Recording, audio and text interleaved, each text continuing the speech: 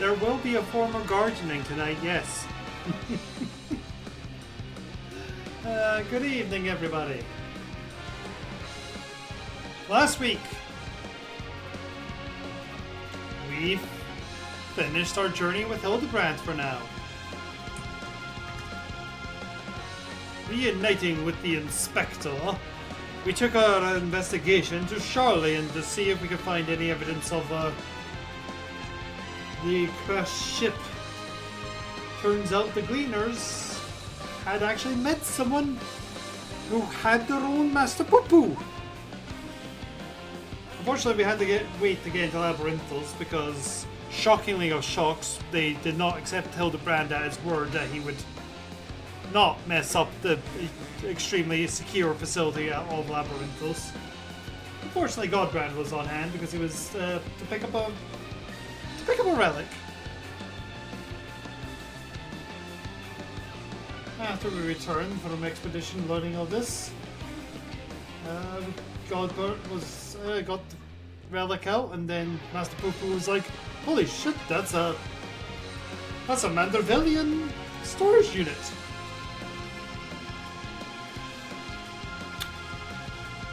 I can get it to work, no problems. And then he did, and inside was a message. Sup? Mandervillians are parasitic alien from deep space. Enhance your body and everything. And thus we had a brief time period of Godbert and Tildy considering the possibility that they were in fact aliens.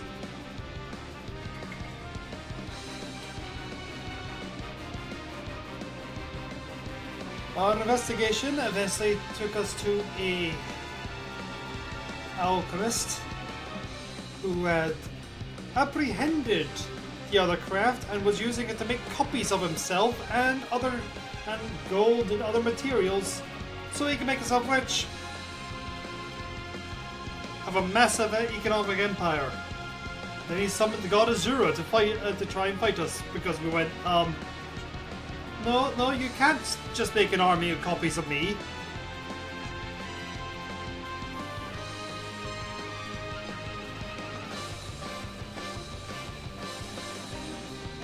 We fought. We won. The other craft turned up. Tried to attack us because he was a bit fed up of being abused and used like he was. Then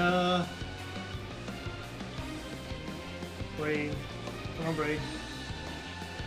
Well, then Brandy Hild sacrificed himself by throwing himself up to disable the craft and eject the occupants so that Master Poo-Poo would still have his friend.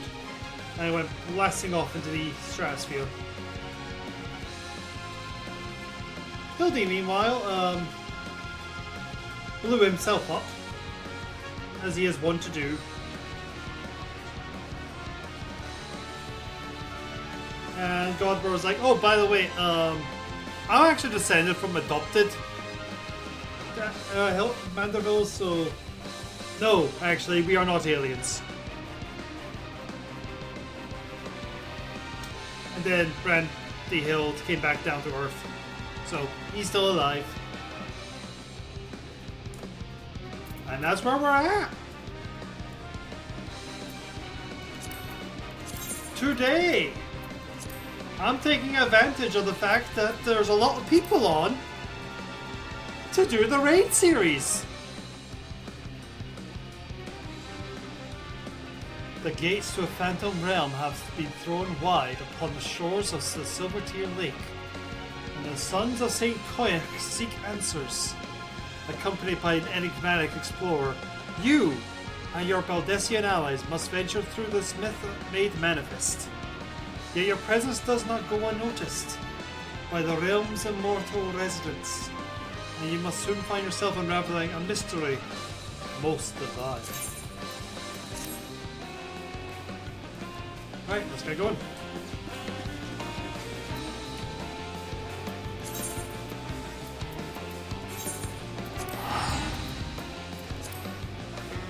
How are you doing, Ori?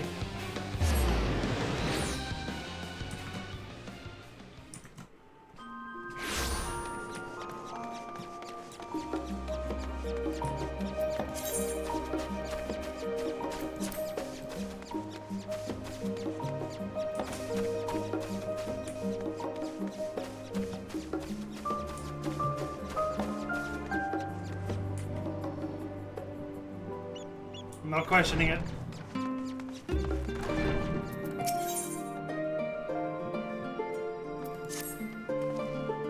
Ah, Fralina, welcome back.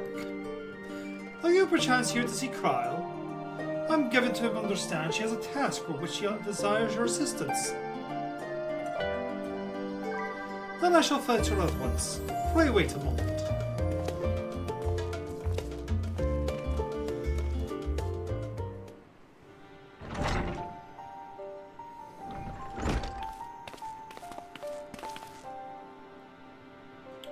Fralina, my thanks for coming.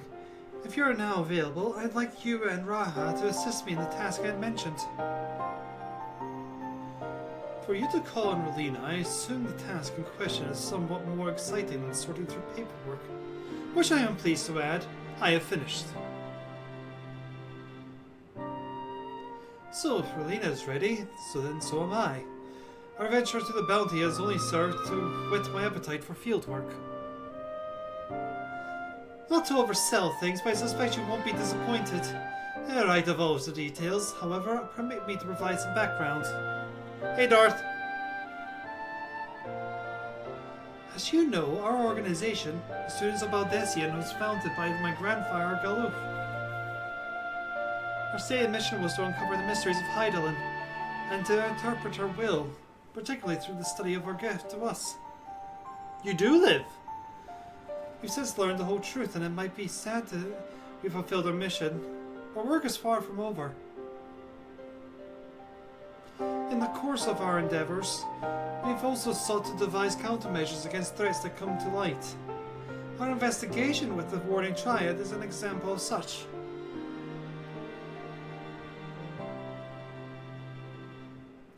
Tis my belief, in continuing to seek out the unknown and dealing with threats, we best carry on the student's mission. We best honor grandfather and his comrades, who made the ultimate sacrifice to protect the world.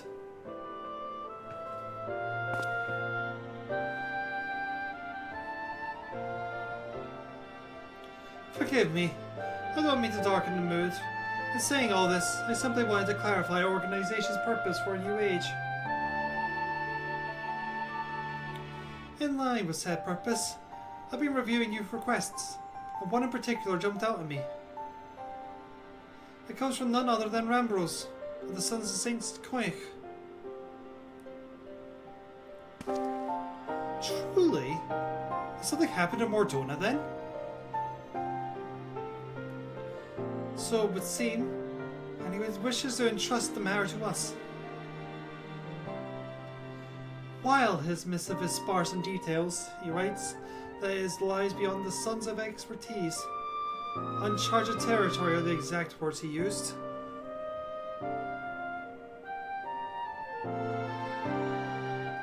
I'd like you to meet with Rambros and conduct a preliminary survey. What say you? Fist slap.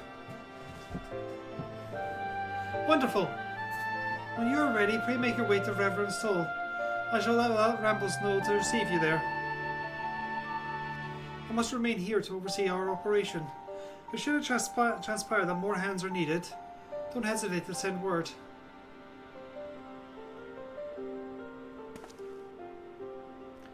Well, there's no time like the present. If you could go ahead to Reverend Soul, I shall make ready and then be on my way.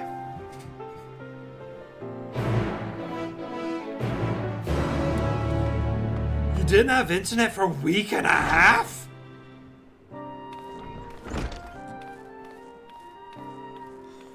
Oof, Darth. Oof, I say. Well, welcome back to the digital world. Not much has changed. And yet everything has changed.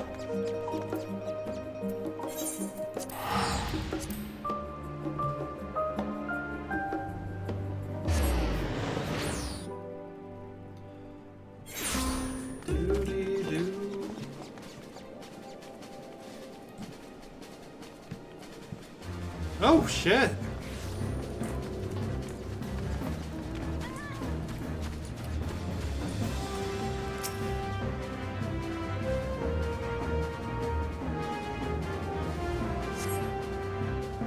Are you alright?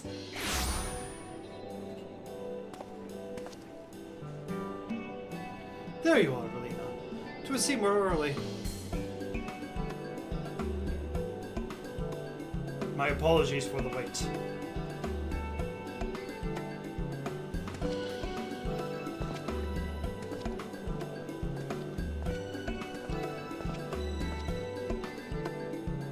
Rambrose, what a pleasure to see you again. How have you been? The pleasure is all mine, my friend. I've been well, and it gladdens me to see that you are too.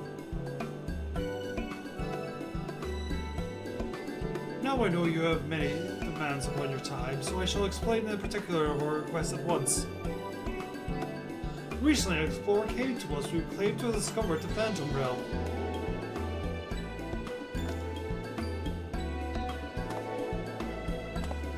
The Phantom Realm? So this is what you meant by uncharted territory.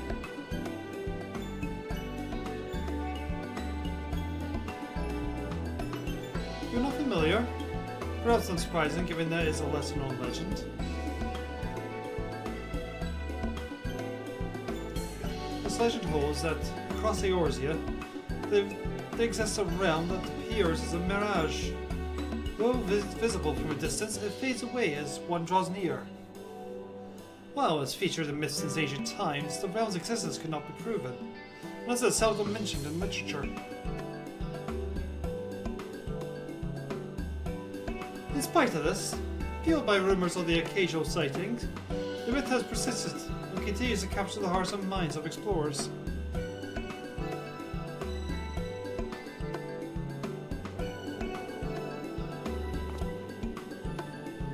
But you yourself should reach out to us. It is real then. When first the explorer in question approached us, we doubted him. But we couldn't doubt the evidence of our senses. Nay, the realm is real, so you will soon see for yourself. Good gods. A part of me still struggles to believe it, but I have no reason to doubt you. Suffice it to say, we are eager to see the realm too. Whatever truth awaits, I pray you will succeed in finding it. Seek out the explorer, one Drake. He has seen more of the realm than us, and should be willing to serve as your guide. I asked him to accompany me here. He preferred to continue exploring on his own. He'll be somewhere near the banks of the Silver Tier Lake, I expect. Understood. Our thanks, Rambrose.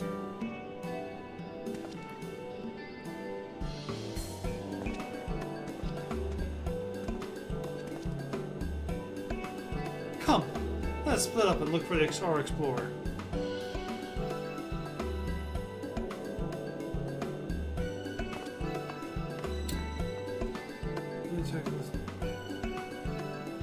I'm fine, no damage to her, but she had friends landed on it. Ooh. But I have to go to the Phantom Realm, or Darth? That's where the quest is taking me. We have to do what the quest says.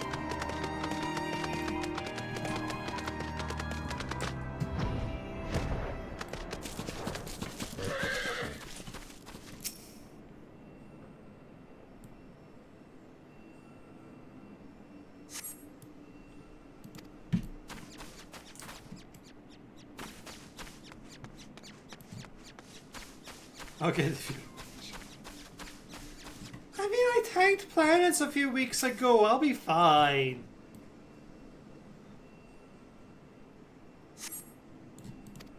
In fact, just last week, I fought the Gonazura.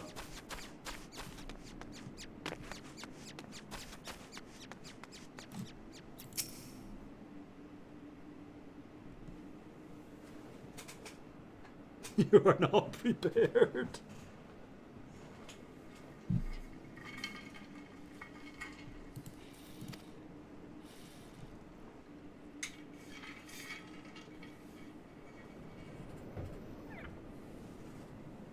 monkey.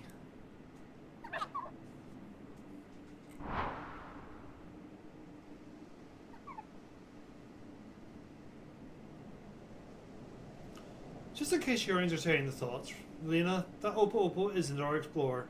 I have the man in question here with me.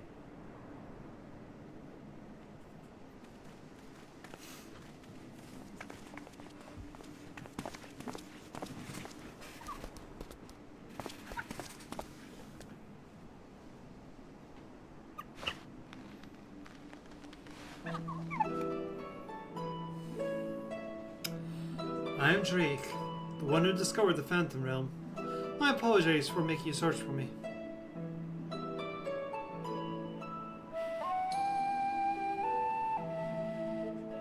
Curious about this creature, aren't you? Are you? I found him injured during one of my journeys and tended to him. Since then, he's taken to follow me around. He's inquisitive, but otherwise harmless. So pray him no mind.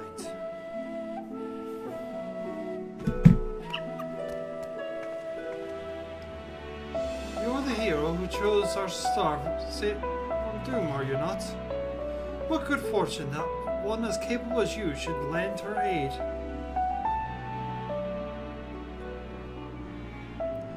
To be clear, our organization is yet to accept the commission. Before we can make a decision, we would conduct a preliminary survey. Will you guide us to the Phantom Realm? Of course. I'll show you to the entrance at once. The gate to a realm long dreamed of by explorers.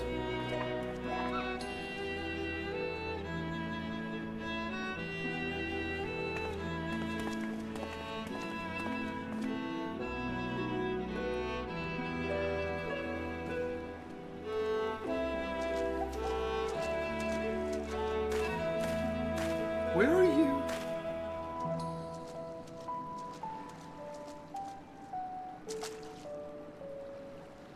Impressive, isn't it? Well, the gate manifests, and so too does magic, allowing one to thus walk upon water.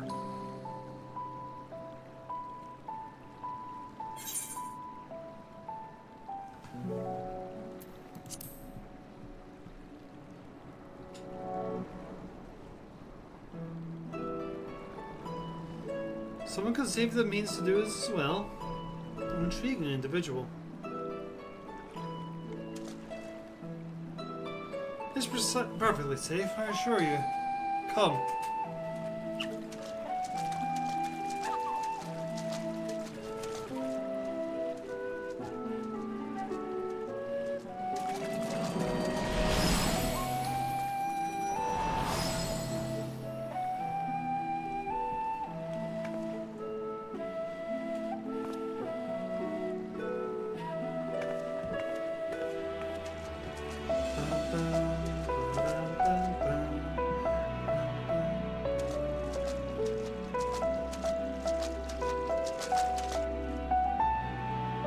By the 12.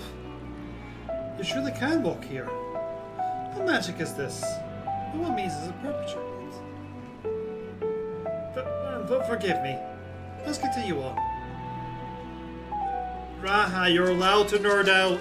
That's what we're out here for to do.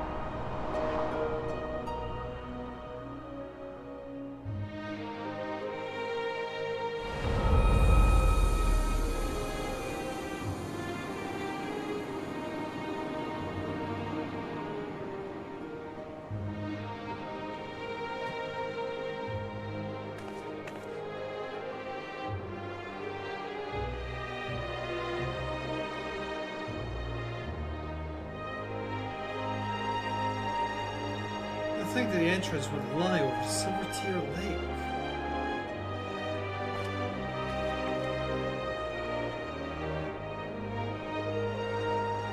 There's nothing out of the ordinary with the environment. The sights, the sounds, the smells, all appear as they should be in nature. As I say, this place is no illusion.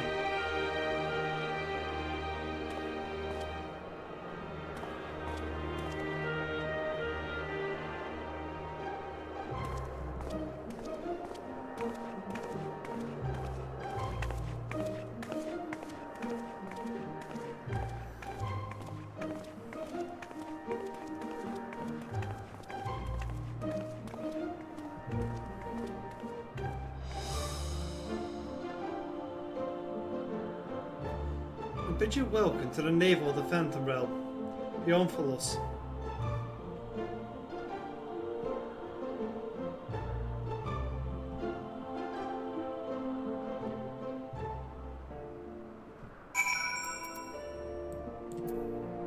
The weather is transcendence. See, this can't be Zod's prison. Look how pretty all is up here.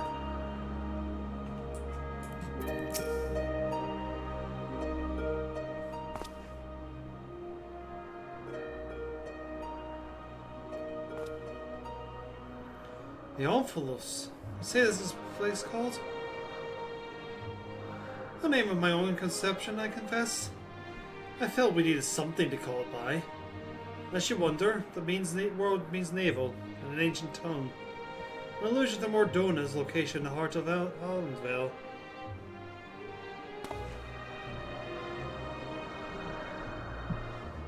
As you can see, there are man-made structures, and the place appears well kept.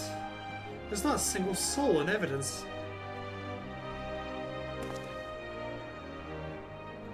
This might hope that you'll help me shed light upon this realm, to learn who created it, and to what end. I should also like to know why it has revealed itself now. Was it simply chance that kept it hidden? Or something more? In any case, let's begin by looking around. Without taking a look around.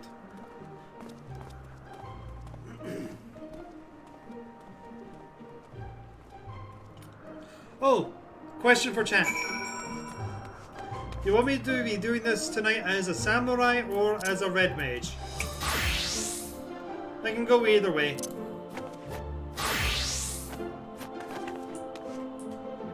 Which one would you rather prefer?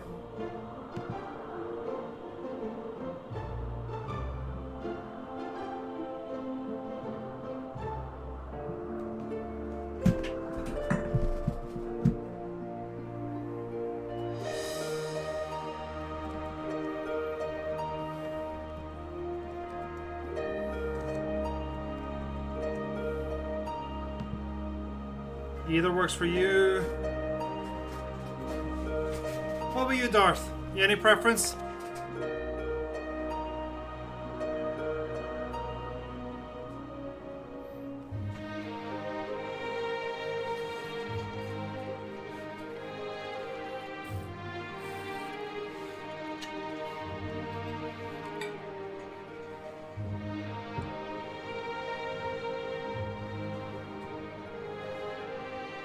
Why not both? Be a white mage samurai. Kill your enemy, rest them to kill them a second time. Alright, so that's a vote for a white mage.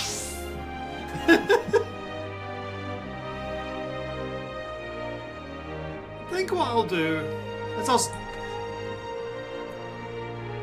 you know what, yeah, let's do the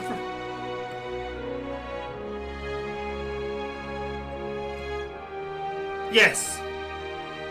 Yes, I do. Let's start with white mage and then work our way down.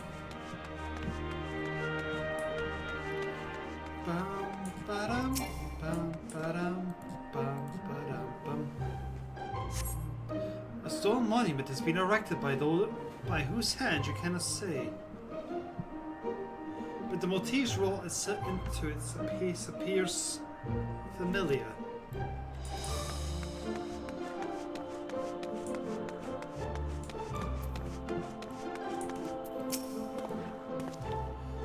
free to not mind me. Take a look around at your leisure.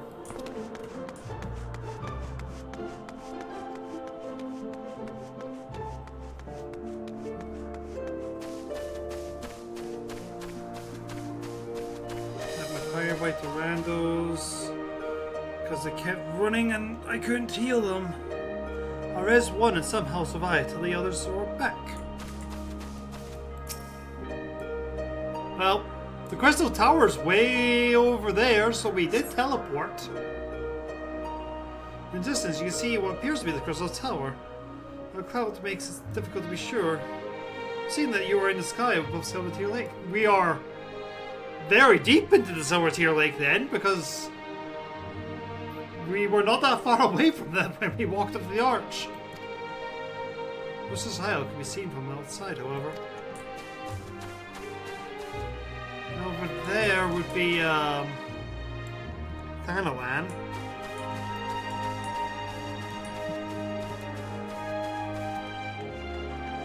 Now it's going to...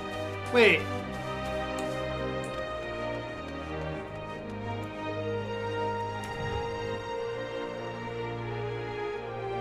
Oh, it's probably a shadow. Yeah, it's probably nothing, but that kind of looks like the Ozma's pyramid. But I'm pretty sure it's just a texture shadow. Because I kept running and I couldn't heal them. Yeah!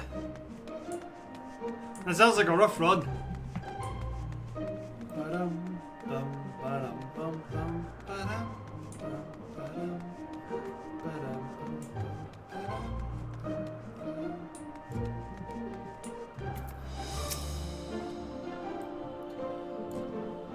The Opal seems quite a home, wouldn't you say? How many times has Drake come here, I wonder?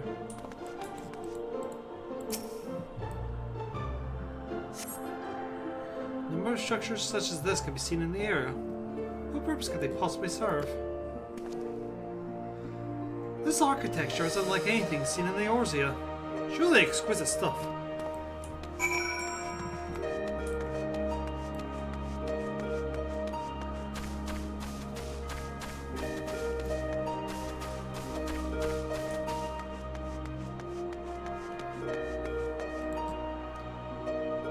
Actually, no, I'm going to be, I mean, I know I can do the other ones.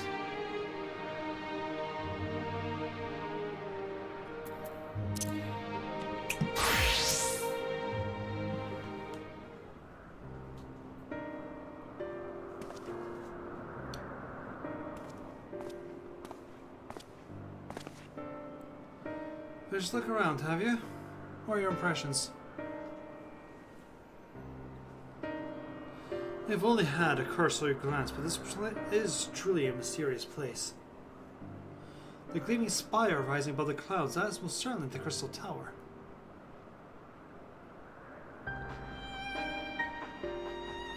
And judging by the aspect, we are a considerable distance over the Silver Tier Lake, which should suggest the gate we enter is a teleporter. However, the isle lies where it appears to lie. They couldn't have escaped the battle of Silver Tier skies unscathed. Which is to say, we are in Mordona, and yet we are not. It is as if we were displaced from our world, if only slightly. Displaced is an apt way to put it. Was there what else I caught you notice? Aye, the motifs upon yonder structure. They're unmistakably the marks of the 12.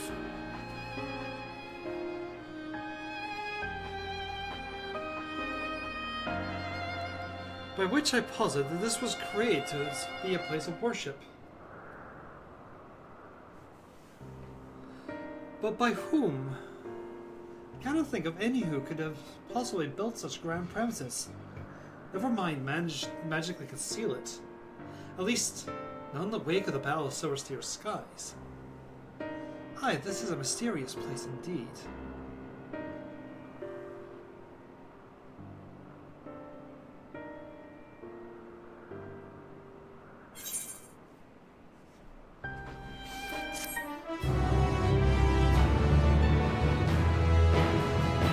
Just because it's a Phantom Zone doesn't mean it's the Phantom Zone.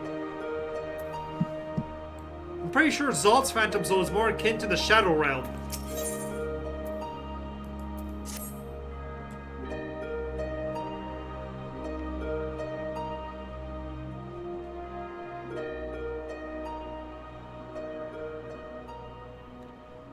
Well, it seems there is but one solution for our ignorance: a thorough investigation. For this, we will require more manpower and supplies, among other things.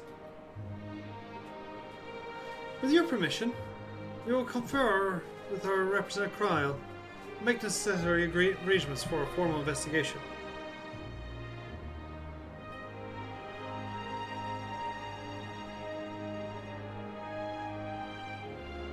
If that's what must be done to commence your work in earnest, then by all means. Without further ado then, let's return to Charlian. Hold, mortals.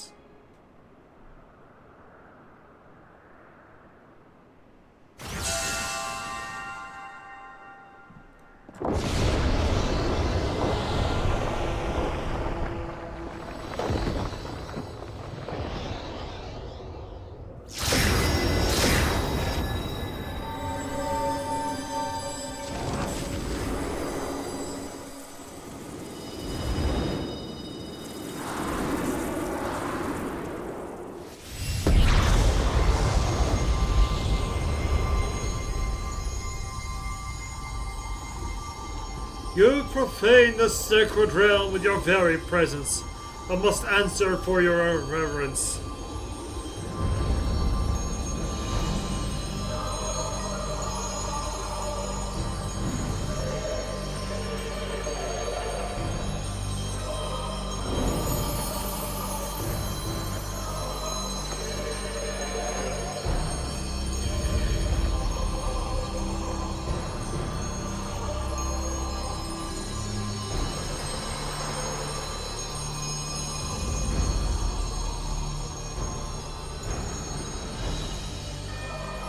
I am Byrgot, the Builder.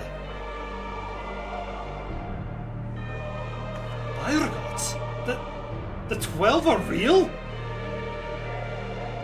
Let there be no doubts. We are not simulacra born of mortal flesh. Nay, we 12 are divine, deities true. And in Heidelin's absence, we are the star's rightful rulers. Its will. Closely have we watched mankind, and we have determined that you, champion of Heidelin, pose a threat to our ascension. You are foolish to wander into our realm. You can destroy you with ease here and now. But as divinities, we are demonstrating grace and forbearance.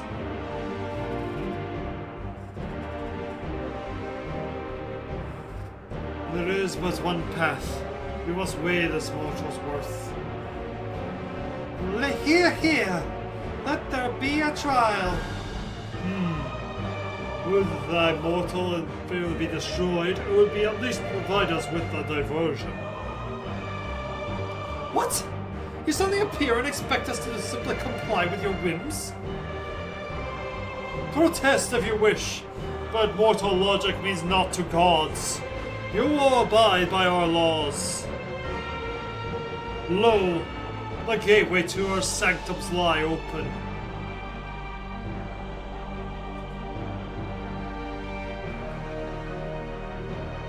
Show us the strength of mankind. Show us the honor of mankind. Show us the spirit of mankind. If man would remain the master of his own destiny, then assemble your comrades and come. Come and prove your worthiness.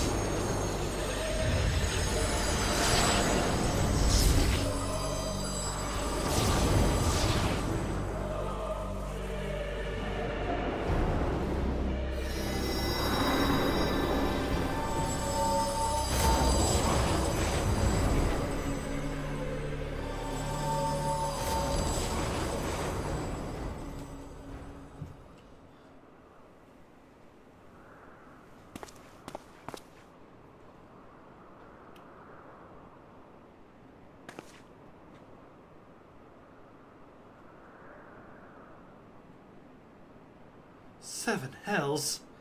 During my previous forays, nothing like this ever happened. I encountered not a single soul. I'm sorry, not gods. By their own admission, they mean to take over our star. What are we to do? The situation has indeed taken an unexpected turn. We must try to think clearly. The 12 have long been revered and worshipped in Eorzea, and myths of them abound. But to my knowledge, they have never thus appeared so openly before people.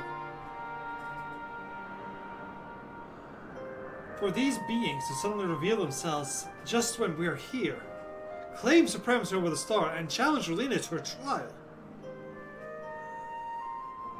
Too much about this feels odd, and it gives me pause. Fair enough. As it stands, it seems we can't dismiss the threat either.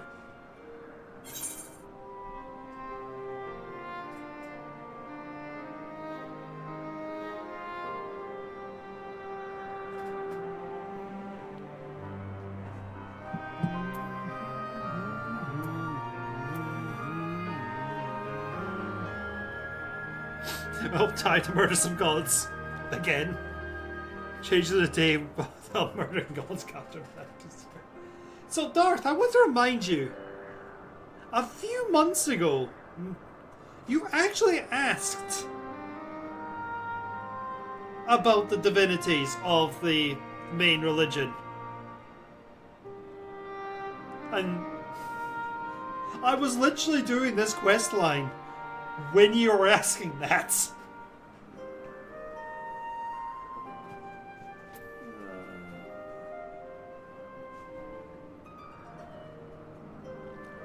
When I wasn't streaming, obviously.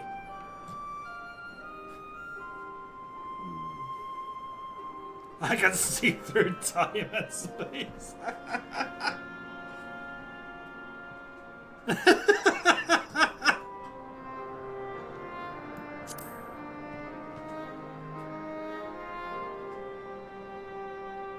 Well, it was an adventure we sought. I dare say we found it. In any event, these beings seek dominion over the star, as they say. What happens here may face far-reaching implications. To that end, I believe we should take action. Suffice it to say, you're with me?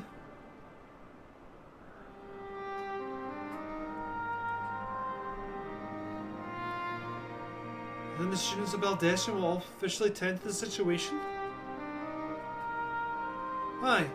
In the course of studying the star's mysteries, we have undertaken to deal with any threat that may arise. This is no different.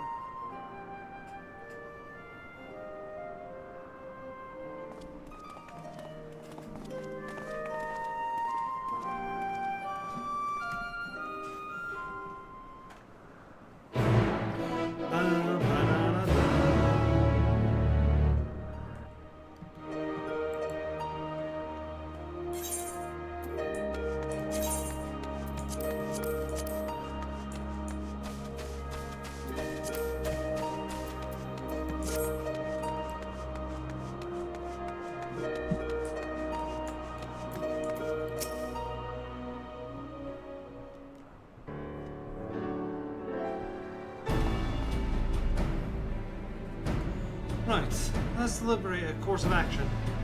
Derek, know what all these beings seem to... Aye, they are the domains of the Phantom Realm that lie beyond each gate. Explore them all.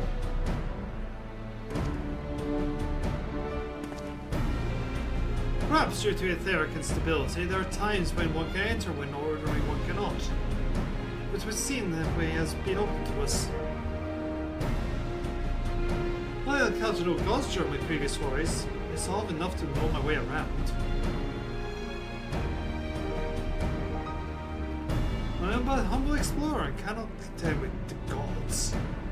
If you will be willing to protect me, I'll serve as your guide.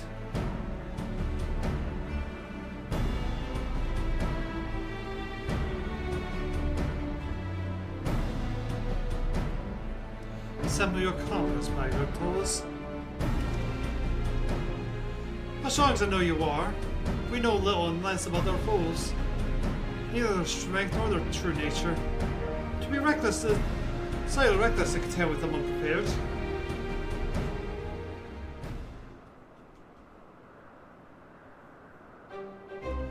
And so, as much as I would like to accompany you, I should do what affords us the best chance of victory.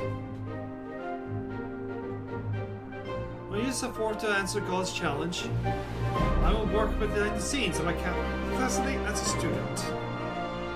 For one, it will behoove us to arm ourselves with knowledge and about the 12, and I shall begin by praising Kyle this situation.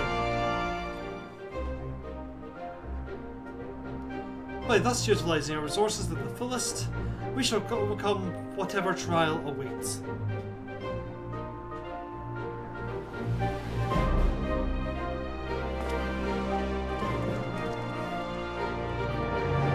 And there goes the second most powerful being in the party. Welp. I can understand that. Our proximity to the tower would probably make it too tempting for him to tap into it. Oh shit. Alright, someone needs to clean up Darth. Get them to the rebirth chamber.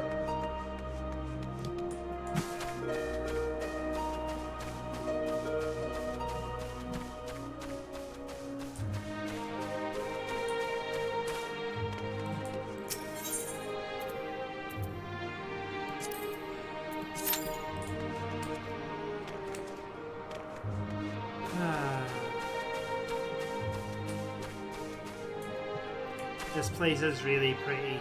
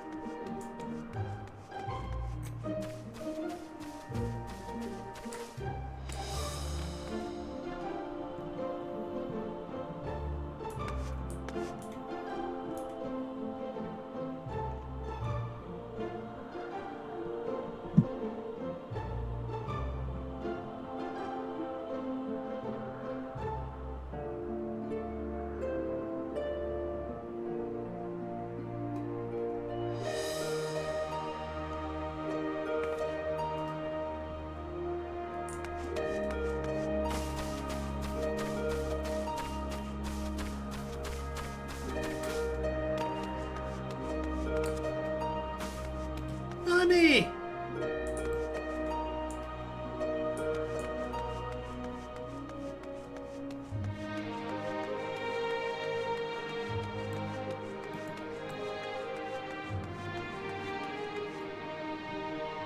You're a curious little entity. Just a teeny tiny golem.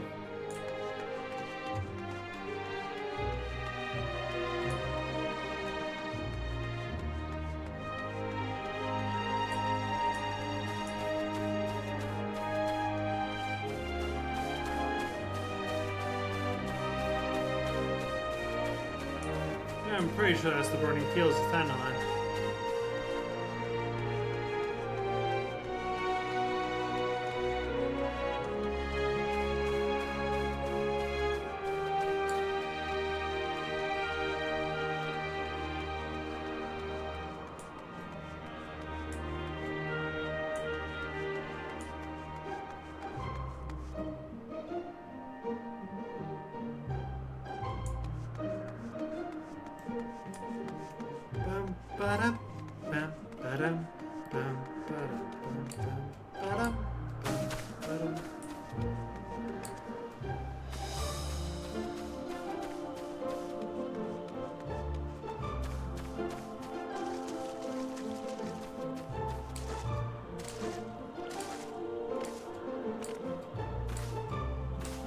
Looks like I just missed the last party. Welp. As an aside, this one is actually popping a lot right now because it's really, really, really good for leveling. If you're level 90 characters to 100.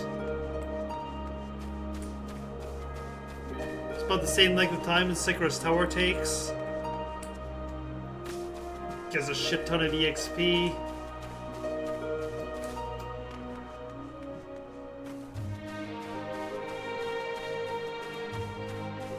This is why I thought, you know what, let's take advantage of it. Just do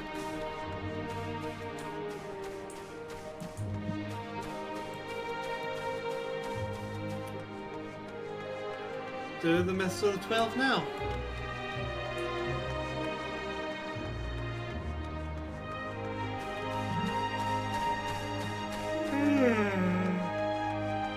Yeah, big yawn.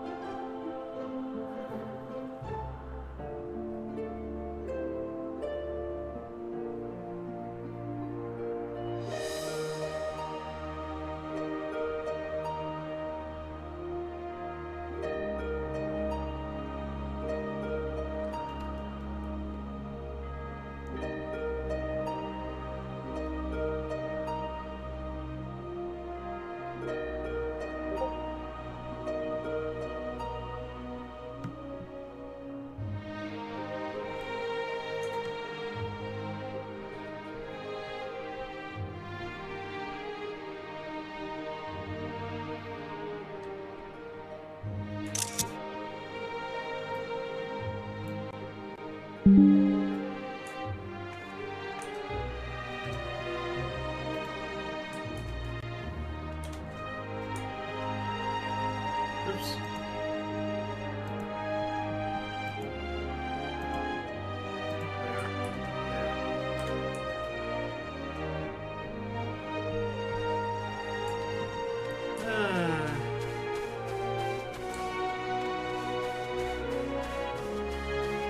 Oh, there we go. Full party of DPS, one tank and one healer. This will pop any minute.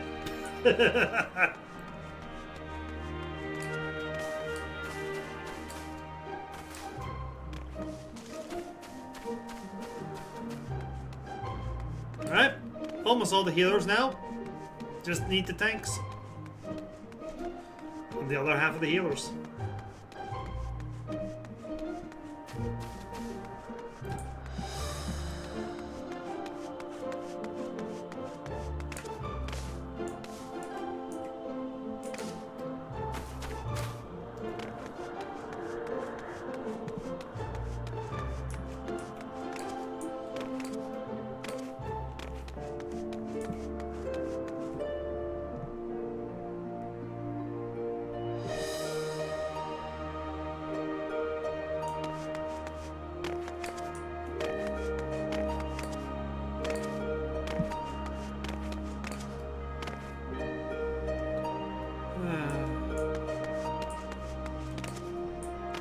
So, are you two looking forward to SummerSlam at the weekend?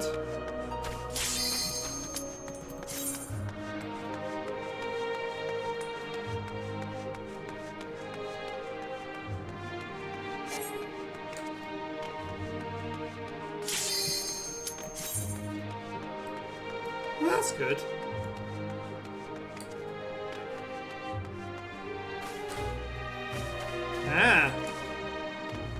Hope you have a good time.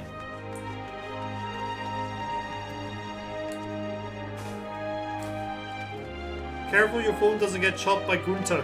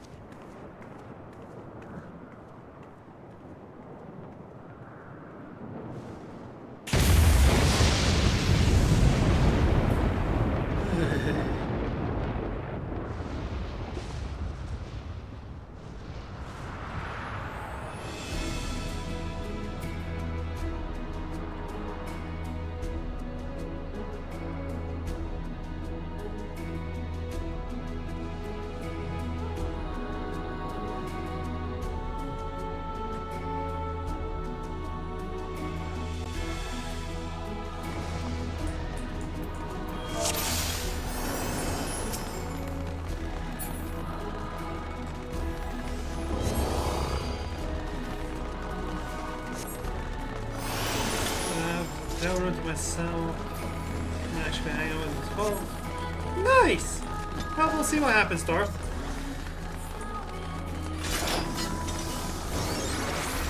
So, you are resolved to face me.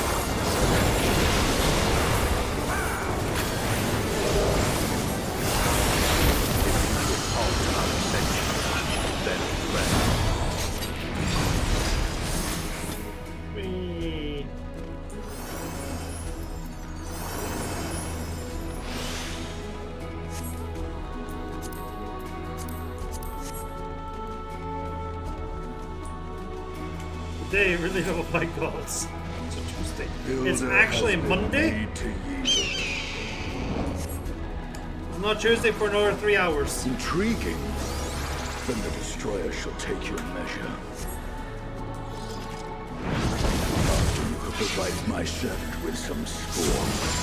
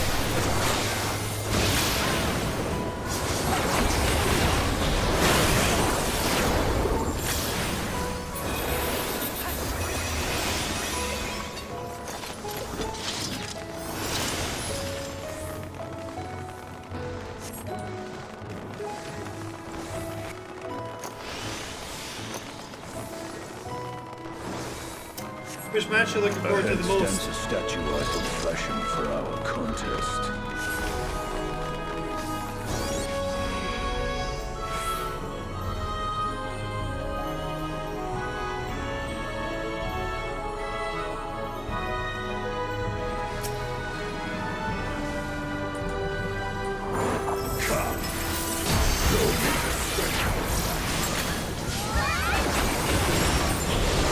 Upon the ground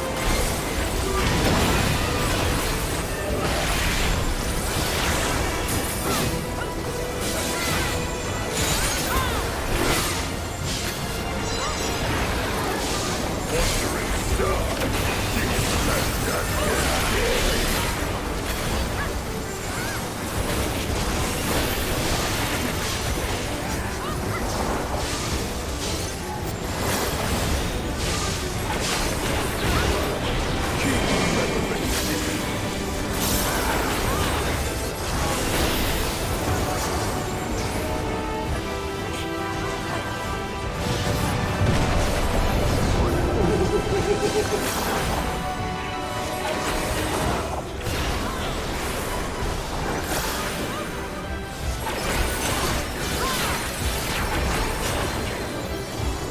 That was a mean placement of that.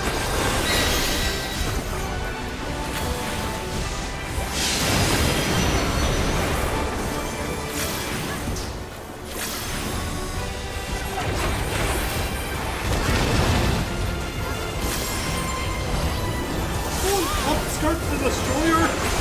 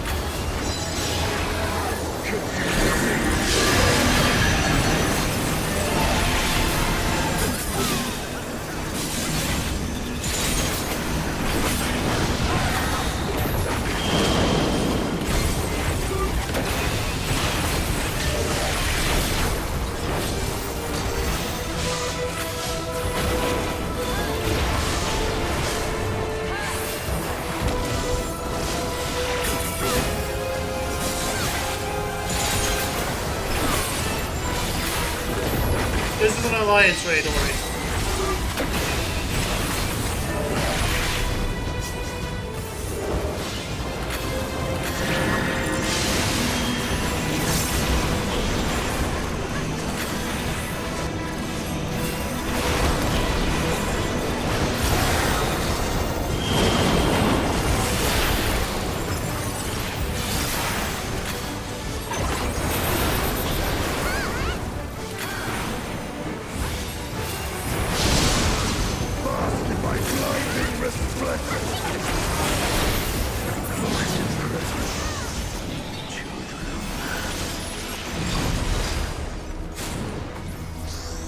Come, mortals.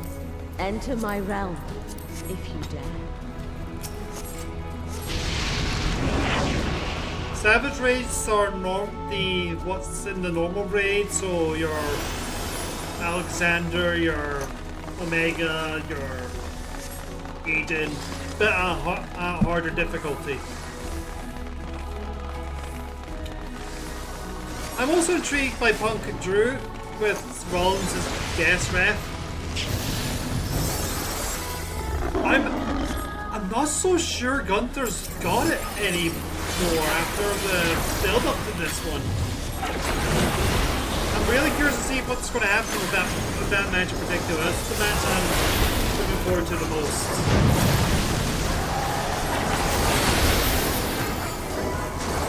Like, by all accounts, Gunther should win this match.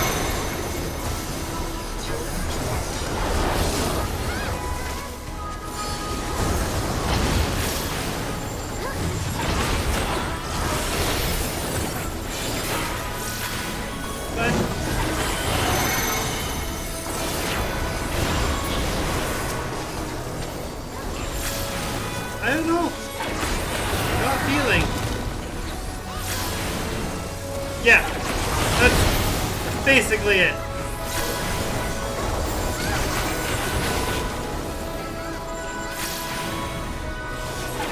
Like potential shenanigans where Damien retains because it's Judgment Day shenanigans.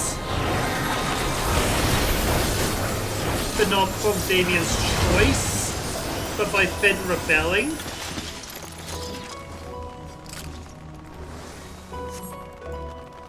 I don't know. I'm intrigued.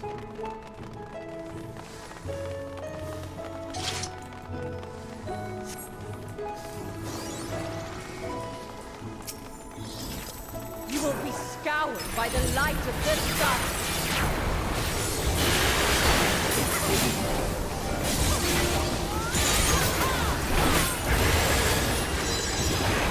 Yeah, I really hope he wins it. SmackDown's in desperate need to have the mid-card actually functioning.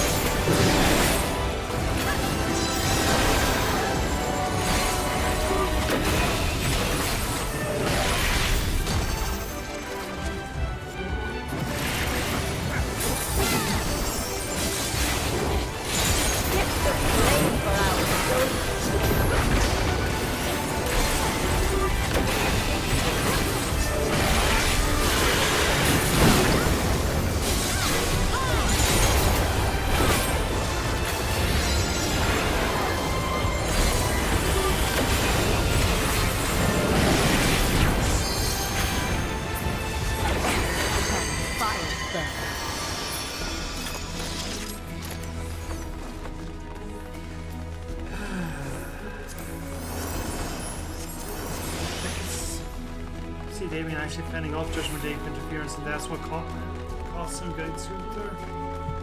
Because the story we see to be approaching is Judgment Day. I am Null, keeper of the realm of the living. I am Thor, keeper of the realm of the dead.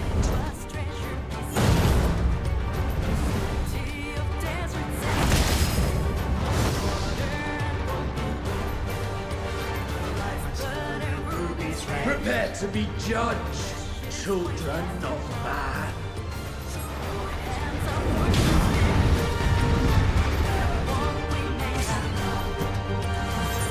When we reach our end,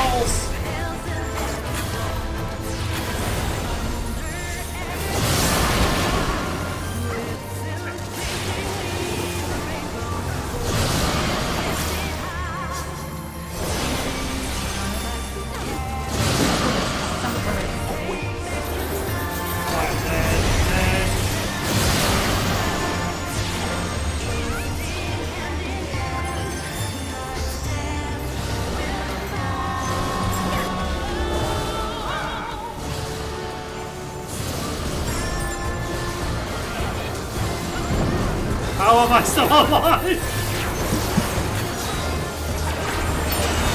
That stage needs a raise.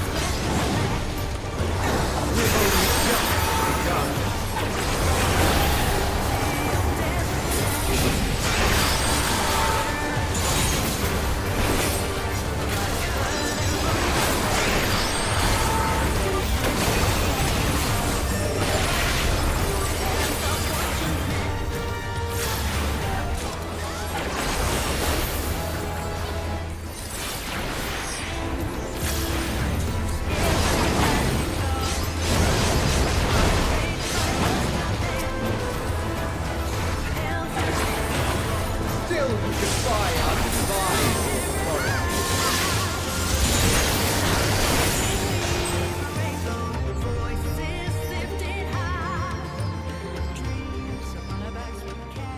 You have been found worthy.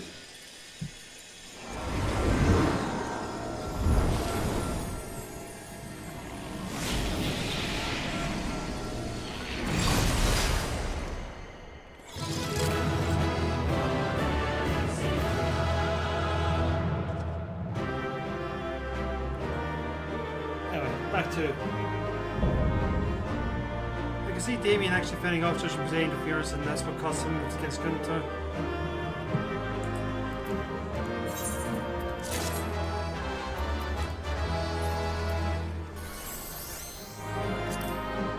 I have all this, so.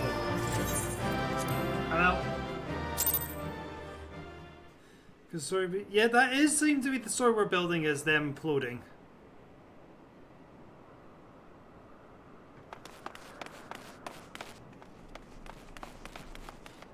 You're safe. Thank goodness. I've rushed here as soon as I heard the tidings from Raha. Is this true? Beings claiming to be 12 have appeared?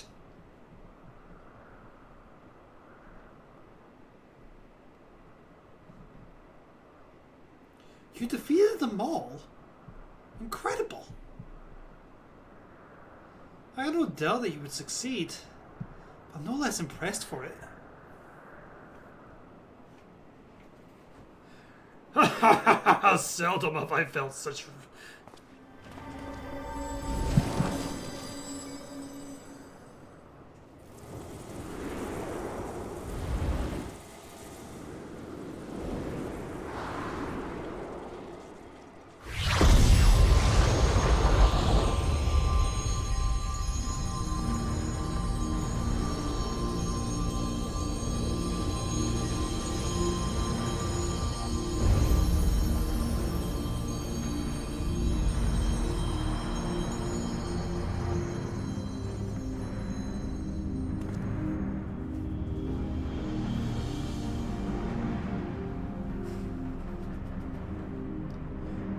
To think the day could come that we would be an act for men.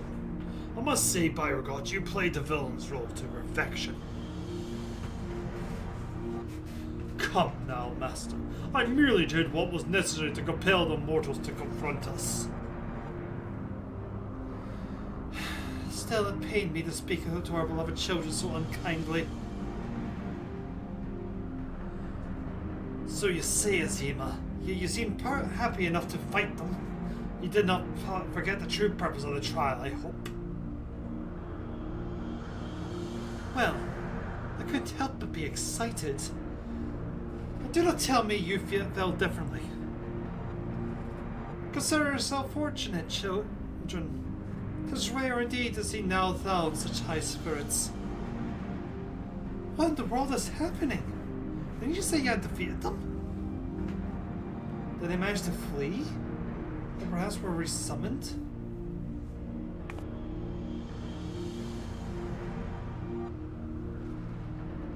Put up your weapons. You are not to fear from us. Rest assured, we are not summoned beings.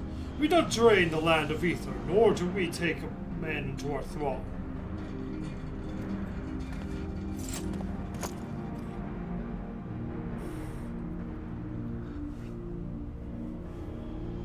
But what are the gods who were summoned during the calamity? The ones Master Louis Swag called forth to protect the realm. That was not us, but a primal born of your fervent prayers of salvation. Indeed, the world of the calamity was worse than the calamities occurred when the realm was restored in its aftermath was a direct testament to the power of your hopes.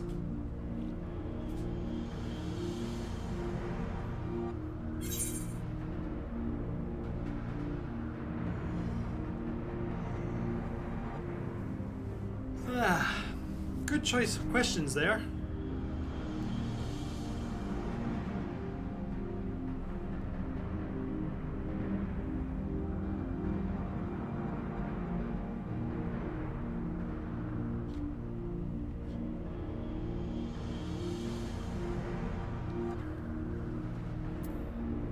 Why now?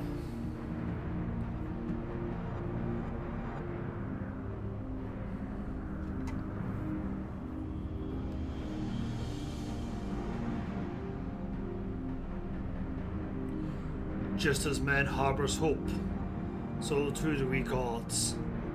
To realize our aspirations, it is essential that we do battle with you. Thus I falsely claim that we sought to rule the world. 'Twas deceitful conduct, unworthy of divinity, and I must apologize. Not only for that, but for thy power to do harm besides.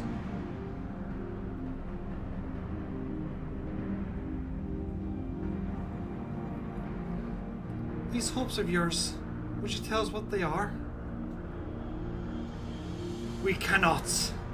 If you wish to know the truth, you must discover it for yourselves. It is not easy to move forward when there is seemingly no destination. But if you press on, you will eventually arrive at the answers you seek. Aye, you will understand why we hold our peace, and far more besides. You will learn the very truth of our existence.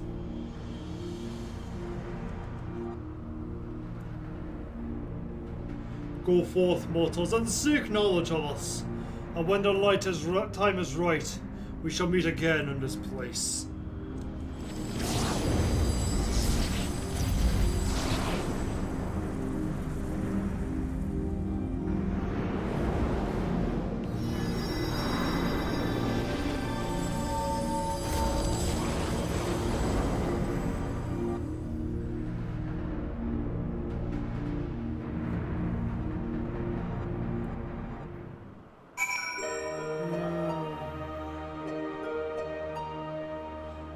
See, I'm imagining the classic black and white pinstripes across a multi-train coat, covered in whistles.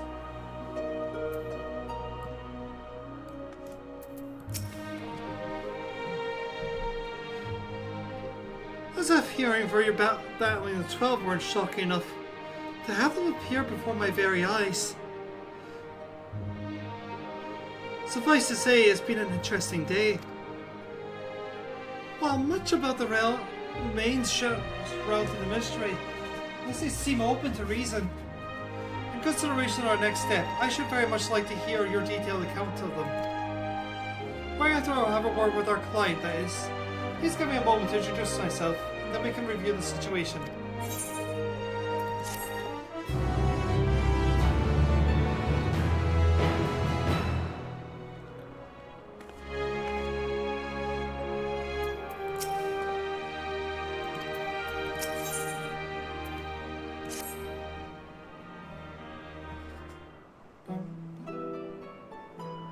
Greetings. I'm Kryle, student of the Decian. Do I have the pleasure of addressing Drake? We've explored his aid in investigating this place.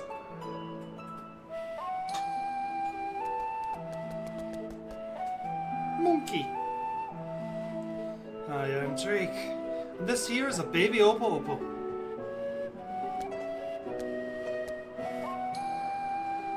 Yes, I can see that. Does it have a name?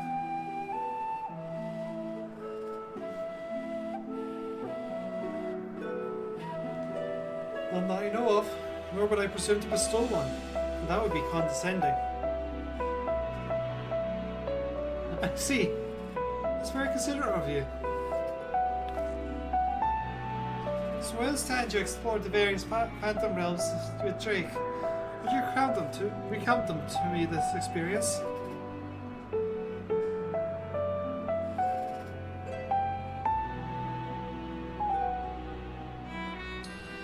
So while the gods test you sorely, you did not sense any malicious intent. As Virgo said, they do wish to do battle with us.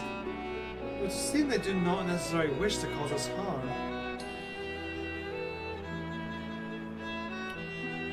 Though much more about this perfectionist, perhaps it's safe to assume that they are not primals.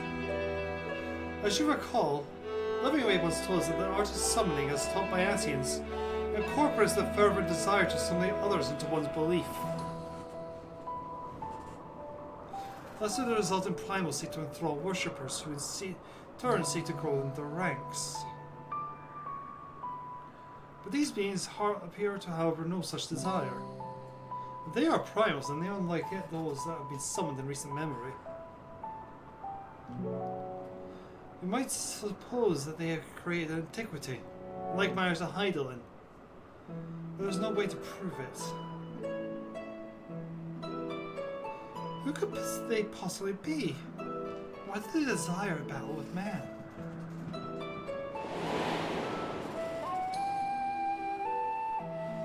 Even of your little Eosia, you know, precious little, the true identity of the 12, for instance.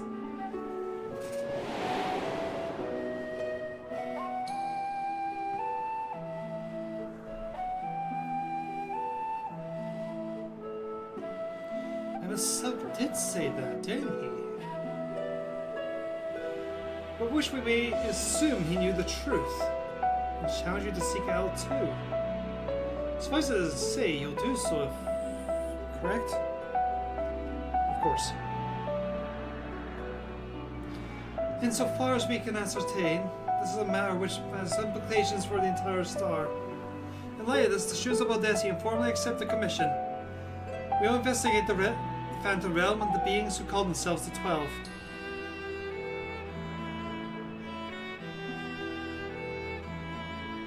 I'm pleased to hear that.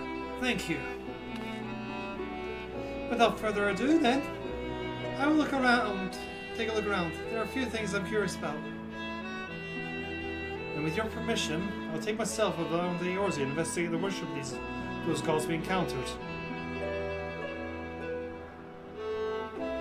Relina, Drake, since you've already seen this place, would you care to accompany me?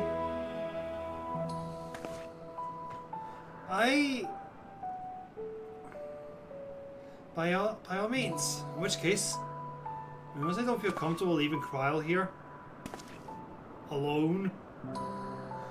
Oh, thank. Could you stay with Kryl, friend? It won't be fair to leave a maiden alone. Ook, ook.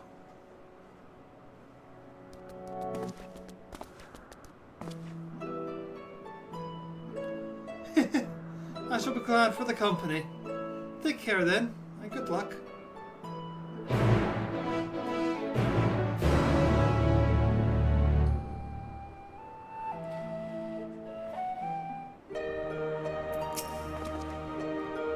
So, to explain my plan, it is believed that 12 were already worshipped during the Third Astral Era, when the Elegant Empire flourished.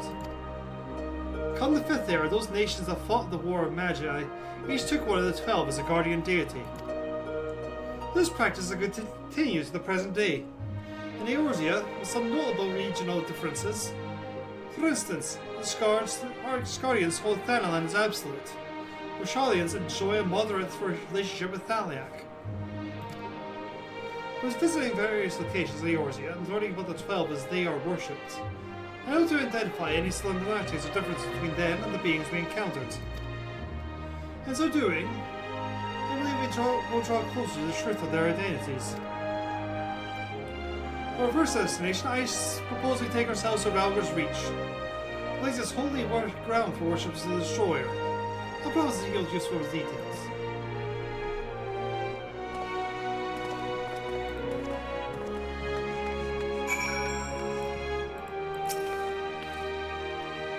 Has also shared his observations with me. Keep you combined and counts in mind. I shall see what else we can learn here. Ook.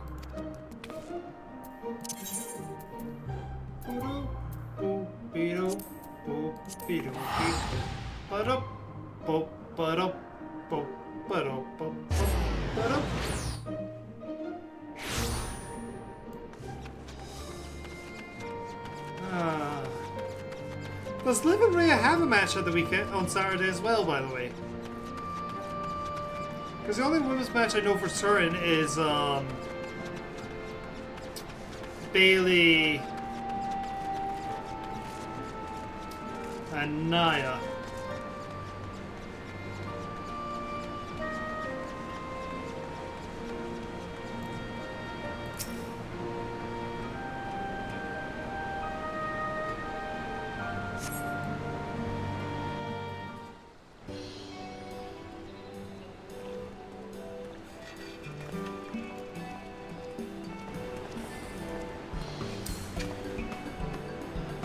There you are, Rowena. This place served as base operations for your investigation to Omega, did it not? How delightful to be here together. If you don't mind me making an observation, it seems you enjoy traveling with company. I do. It's something I dreamed of for a long time.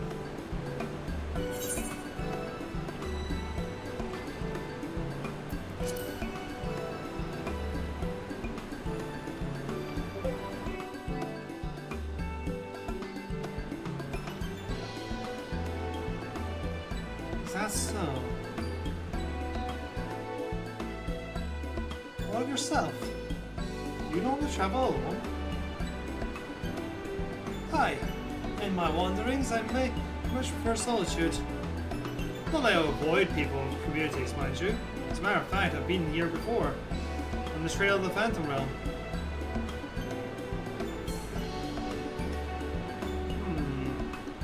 Now that I think on it, more often than not, those places where the Phantom Realm sightings are known to occur are traditional 12 worship. Then I dare to hope that we're on the right track. As I'm sure you know, Ralgar's Reach is home of the Temple of the Fist, the ancient headquarters of the Fist of Ralgar. Raised by the Mad King Theodric, the temple lay abandoned before the Alamegan resistance claimed it for its operations. While I doubt that much literature has survived over the years, people here may possess some knowledge of the local faith. So let us pull up and make inquiries and reconvene here afterwards to share our findings.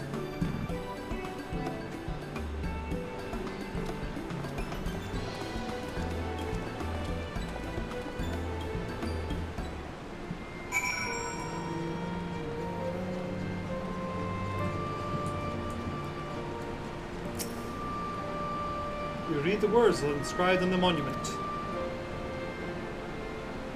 A storm of blood approaches fast. Hell's open, heavens weep. For no one's soul doth lie beyond the measure of his reach. Once upon a time, please explain to you the meaning that we must prepare ourselves for the strife and sorrow that will inevitably come. Okay, yeah, they do have a match. We fought least on that hand.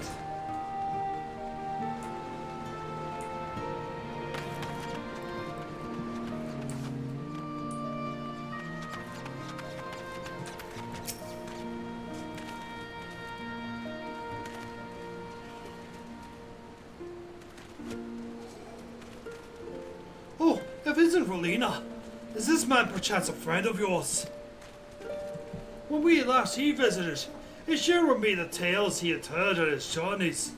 What amazing tales they were! If you had time, I'd love to hear both of your stories. Alas, we are in some haste, investigating the worship of Ralgar and seeking literature on the subject. Religious texts and the like. Can any still be found here? Just about all of it gone, sadly. Destroyed by the Emperor, if not the Mad King before that. But we have lost everything. Not my image of Destroyer, the tales we share around the campfire, like the legend of our nation's founding. We still hear these things, and they were a source of great comfort and strength to us in our darkest moments, like. I see. If you don't mind, I would be obliged to hear your story this time. I should not give this man his accent. Melina, rest assured I have this in hand. Feel free to carry on as you were. Oh, okay. Whew.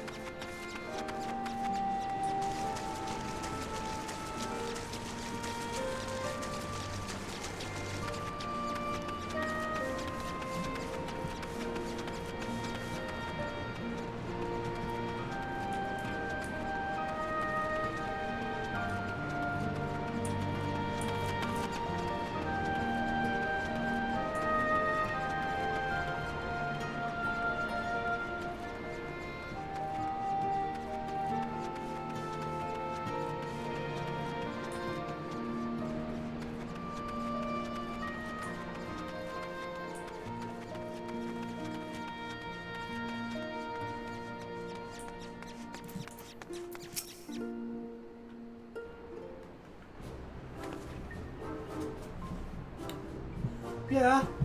If you have business, please make it quick. I'm due to meet someone any moment now. Forgive me if I delay. Why hasn't the adventurer kindly escorted me to the Temple of the Fist? Are you studying monks too, perchance? If so, you ought to work together with me and my colleague here. Few things are finer than joining heads with like-minded folk.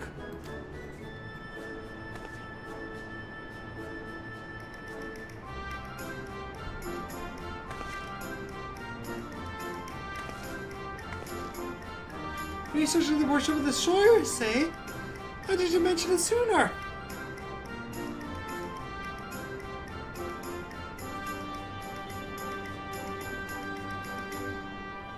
This is a copy of Destructivity, a scripture of the Fist of Rauger.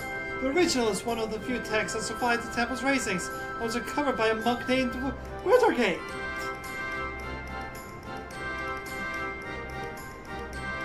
I went to the trouble of having this made for my colleague, only for her to say she doesn't need it, so I'll offer it to you instead. Lest you forget, this is your passion, not mine. I'm simply assisting you as a favor, and I'd like thank you not to put us in danger.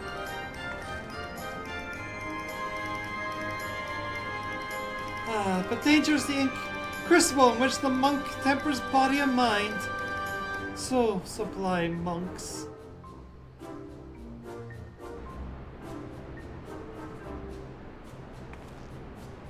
Well, you best return to her work. Till next time, adventurer. So I'm going to explain who she is. With the name she dropped, the one who recovered the original text, Vertigelt. That's the monk teacher.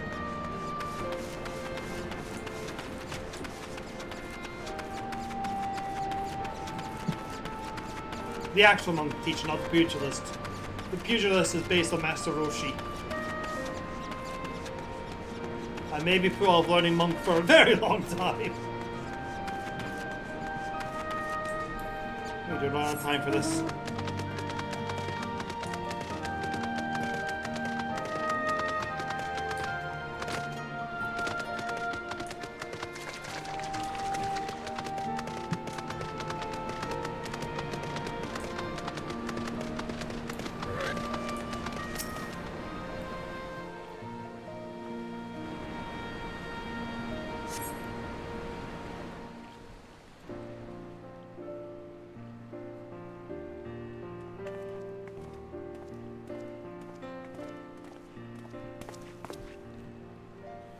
Rolina, what troubles were you able to learn?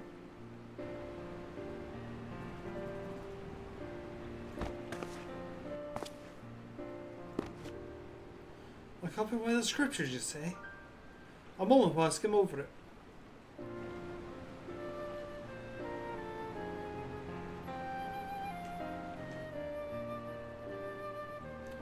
I see. The chapter begins to record the construction of the great image of Rauger. Written style suggests folklore was committed to parchment.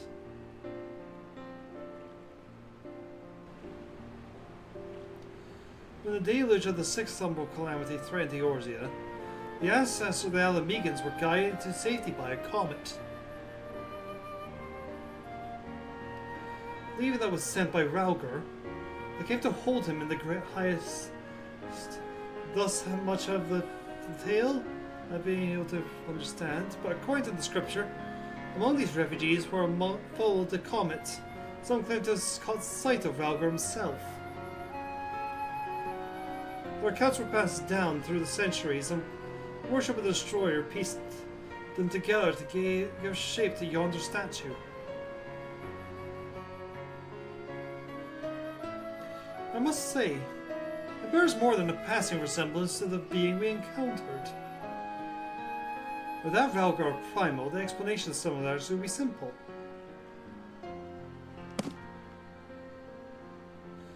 Thus, That is, instead she gave rise to an unified interpretation of Ralgar's appearance, which in turn led to the form of the primal.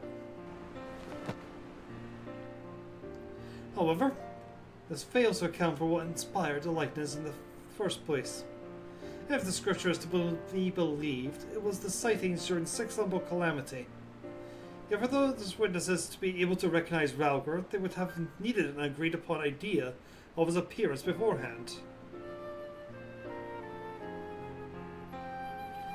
If we then consider the history of the Twelve Worship, that has already existed in the Third Astral Era, it would not be ridiculous to think that these divinities existed even prior to that.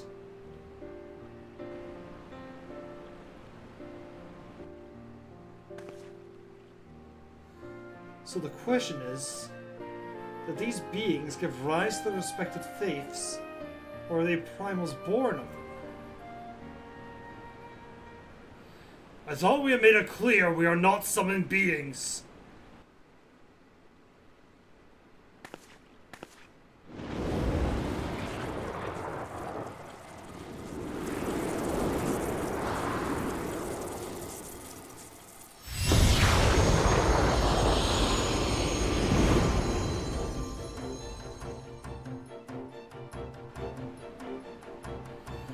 Since time immemorial, our domains have lain scattered across the Eorzea. As a matter of fact, one of those in which you set foot is nearby. It is not usual for mortals to glimpse us. That voice! Could they be? Indeed! And by Regot, the hawk beside me is Ralgar. I shall elaborate upon my master's explanation. We thus disguise ourselves when we wish to observe the world without, for being seen in our true forms will violate our laws of conduct. Yet though we are simply disguised our sanctums, veiling them in illusion rents are known to manifest when the surrounding ether is unstable. In such a time, a gifted mortal chance to be near, they may ever catch sight of us. Of course, during a number of calamity, etheric imbalances occurs on a star-wide scale. The idea conditioned for seeing. Precisely. How many times have we been seen or we ourselves have no way of knowing? But that is a sound assumption to make. Well, by Regot, I believe we had that much sorrow suffice by way of an apology for our deception. Shall we? Indeed! That is all we are like to liberty reveal. Very well, children of man.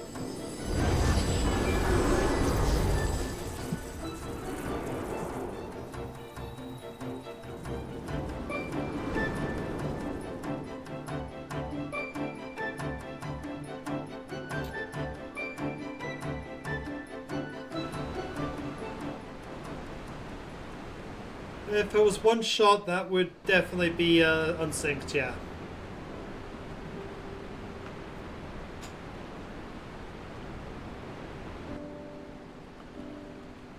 Another from, aside from the Loretians from where concerns their identity and objective, these divinities are certainly approachable.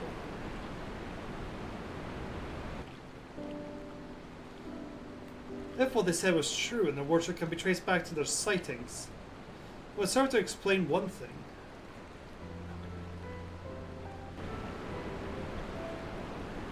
According to my research in the field of comparative mythology, Ralgar is often observed to bear many similarities with Ramu.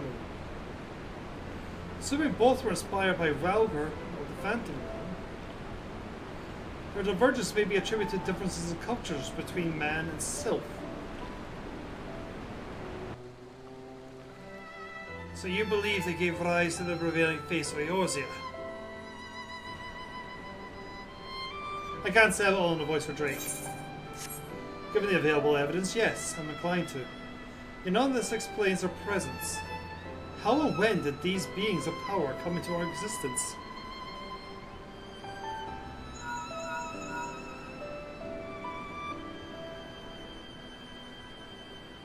Oh, it's you, Kryl. Has something happened? Truly? Very well, that's all I've taken care of.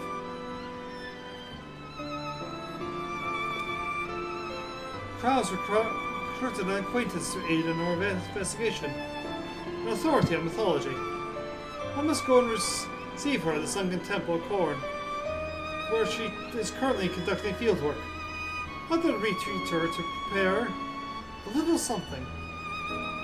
Conveniently, Dandelion is home to countless idlers of Now Thal. While I tend to business, may I ask the two of you to make inquiries into Old Dal?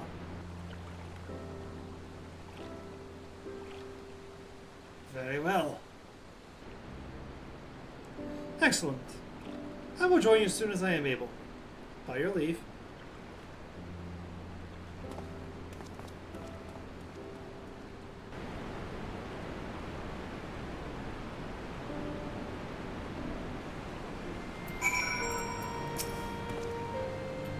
So, it's just be you and me to an old, I suppose it can't be helped.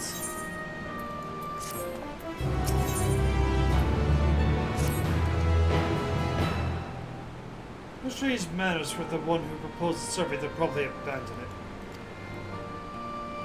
I'll not lie, I'm not given to working on one with another. I suppose I agree to this arrangement. Very well, we best be on our way. As I recall, Melvan's Sacrarium is still closed for construction. So let's try our luck as Arzanthus Suri. You have no objection traveling separately, I trust? Good. I shall see you no doubt.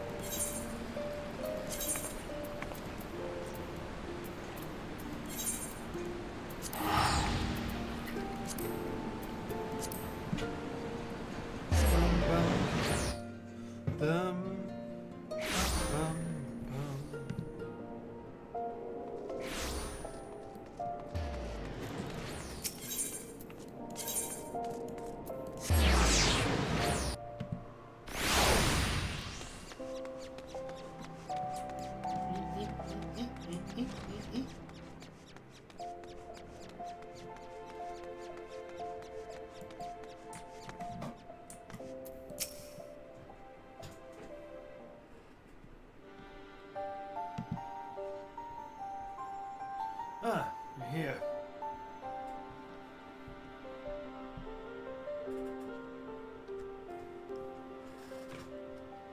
Well, the fake twins, now Thal here, worship Thal, who keeps the realm of the dead and raised the weight of men's souls.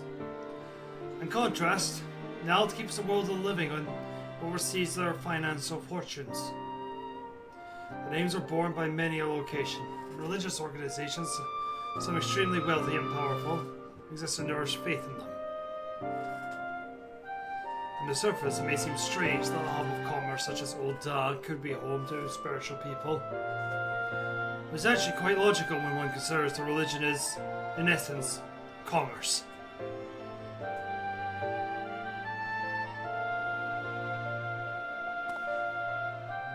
In any event, Nalthal is a truly unusual divinity. But originally held to be one god came to be worshipped as twins. Indeed. Rather than two distinct entities, that which we encountered was a single being possessed of two personalities.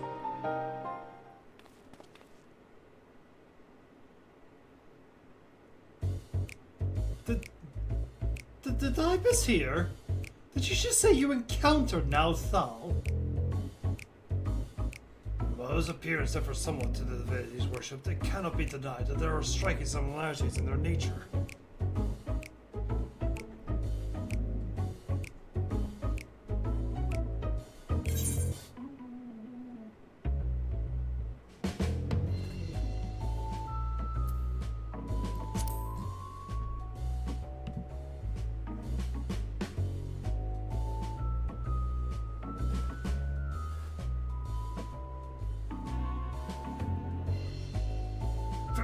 Forgive me. This is hardly the place for such a conversation. Let's continue elsewhere.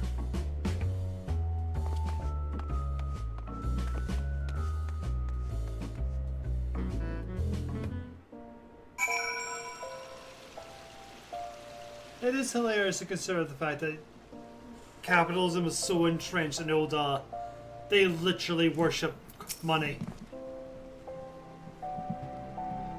It was curious of me to openly speak of our encounter with a divinity within a place where he is worshipped. Hereon, I shall exercise greater caution. And thank you for alerting me to the indiscretion, and ask that you keep it between us.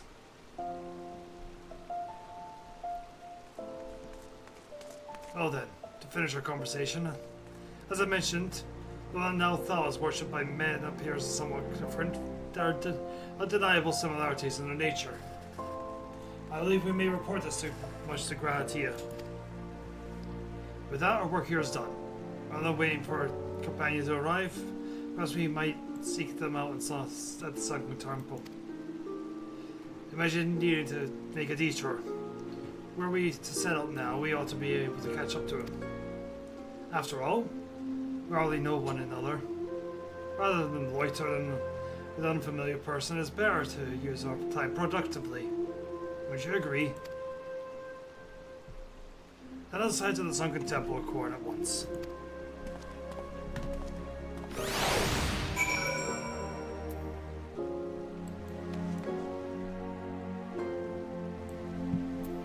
Hey, it's that machinist that's doing this quest line right now. Hello, amigo.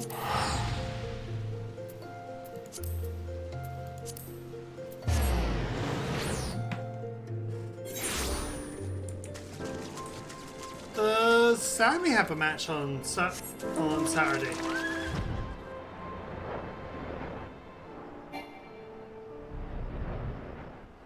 Are all belts being defended?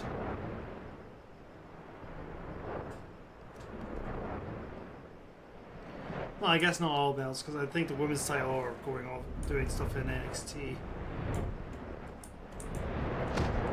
Ooh, okay.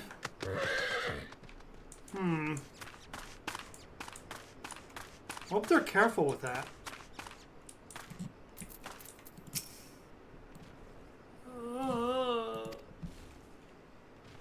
You're here, thank goodness.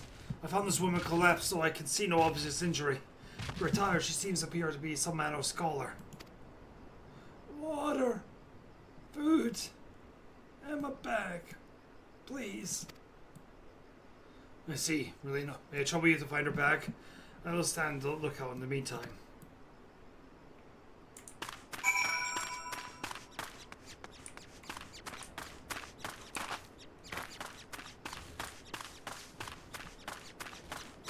Sweet, sweet, sweet, sweet, sweet, sweet.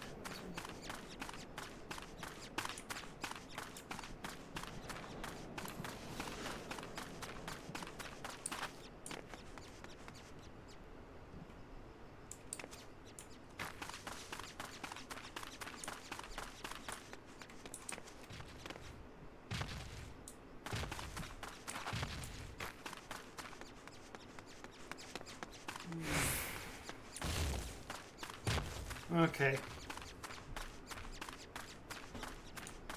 I also expected Triple H would have a bit more respect for the tag belts, considering how well he handled them over NXT for so long. Examine the bag. You find a skin with a little water left, but there appears to be no preventer. For now, you decide to take the water to the woman.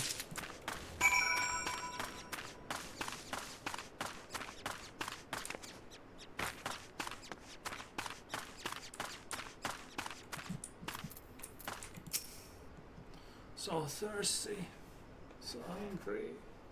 Oh.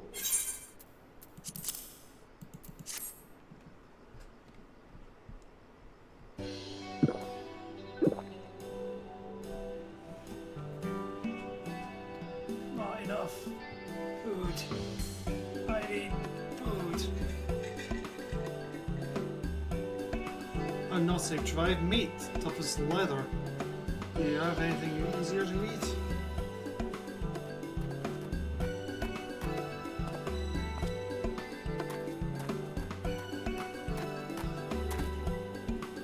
Lena, Drake, what are you doing here? Actually, that can wait.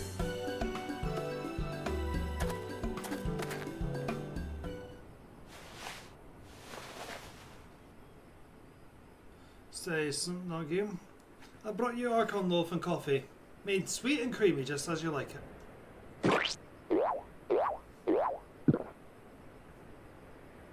The fuck was that sound effect? Ah, I am a reborn, washed down with the sweet beverage that life-giving nutrient of Archon loaf cremate my being from head to toe. Thank you, kind stranger. However, you're my preferred source of sustenance. You're truly a godsend.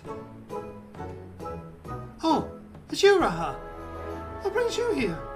I don't recall mentioning you in my field work. It's over my research on the Valdine's worship of Azima, you see. Have you heard from Cryle? Students are presently investigating the 12. We reveal upon your expertise.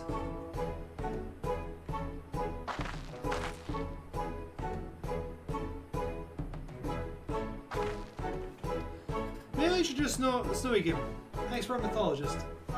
She's a collaborator with the students, and like many a Australian scholar, is passionate about our endeavours to the point of forgetting to eat.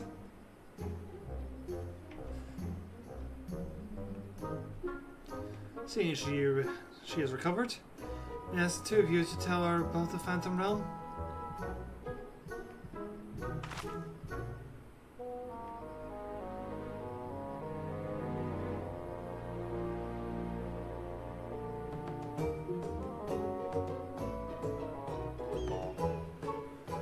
The 12 will buy the Phantom Realm.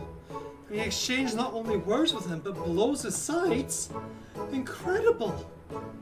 On your description of the domains, a thunderous tower on one and a sweltering city in another, as precisely as the heavens of lightning of fire depicted in legend.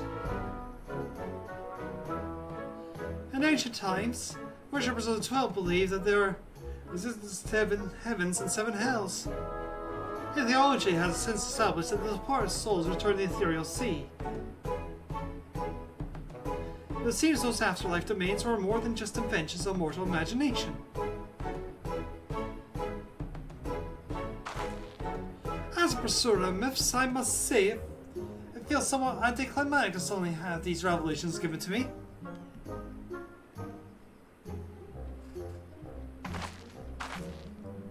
But more than that, I'm dying to know more. Which is to say, please allow me to join your investigation.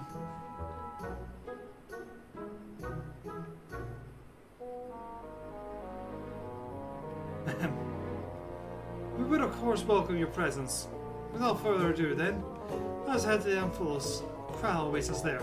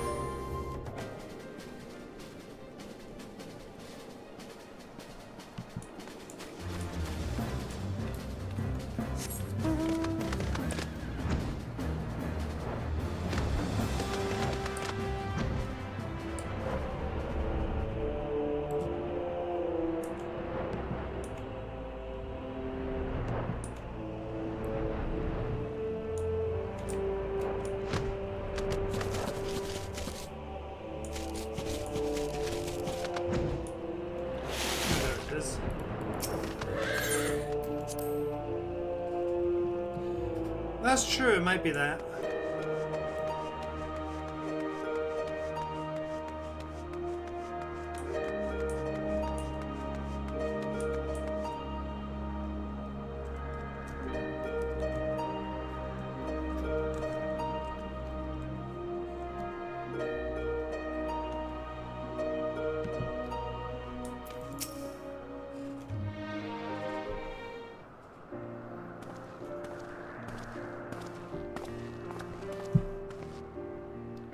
Welcome back, everyone. And welcome to No Game. I'm glad you could join us. Kryle, how delightful to see you again. I understand you'll be doing a fine job leading the students. But may I say, what a lovely piece that is. At a glance, this appears to be the highest of the heavens of legend. The 7th heaven! And those are symbols representing the other heavens. I think they are their respective gateways. I should like to pay them a visit. For Snowgam's benefit, let's review what we have learned thus far and then celebrate the next step.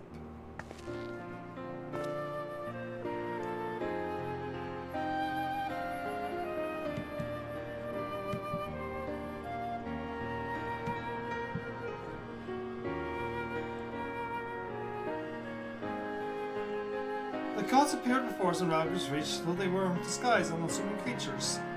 We will also forbid them from showing their true forms outside of their realm.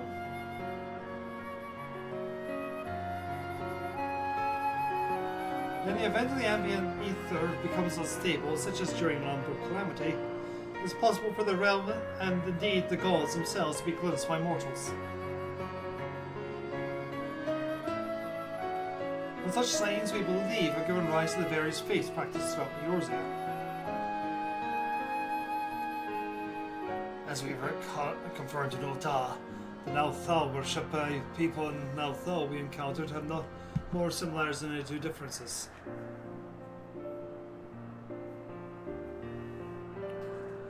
In the course of exploring the Umphalos, two things caught my attention.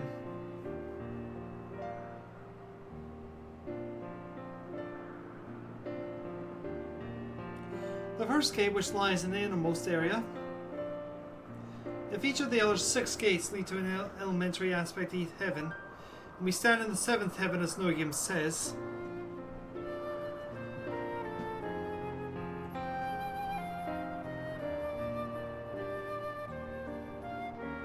what then lies beyond that last gate?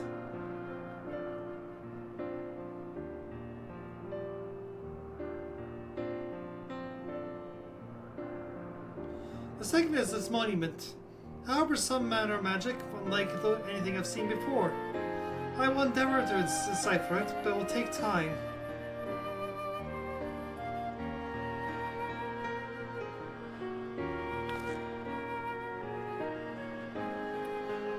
Divinities that have existed since time immemorial, who abides in domains resembling the heavens of legend. Why have they chosen to reveal themselves to mortals, seeking battle? Unless they favour us with more of their secrets, you'll see this monument holds the key to solving their mystery. Indeed, much and more yet lies beyond our understanding, but we'll keep chasing the truth together. As I'm sure you'll agree though, this is tiring work both mentally and physically. We need to pace ourselves. To which end, I suggest we return to Revenant's Toe and have a rest before we embark on the next stage of our investigation.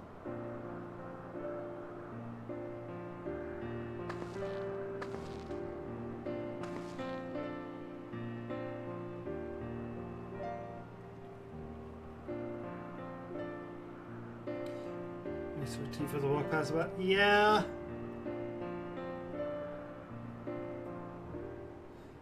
I mean, there's kind of a Tifa reference, but she's not really a Tifa reference. Food!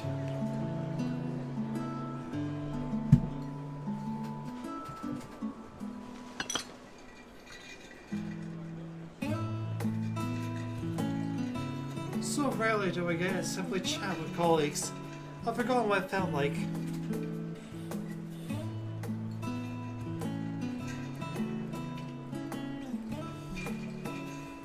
Indeed, it's quite fitting that we should be doing it so here at the 7th heaven. Fitting? That's an understatement if I ever heard one. The 7th and highest of the heavens, which ruled over the remaining 6, was right here in Mordona all this time. This isn't fitting, my friends. It's destiny.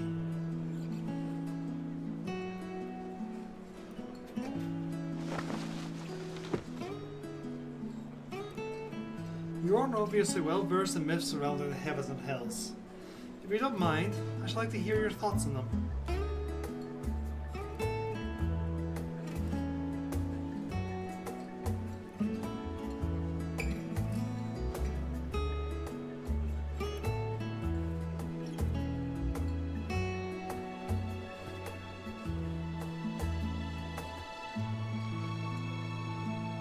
Invested as they are in their research, it doesn't take much to stroke their passions.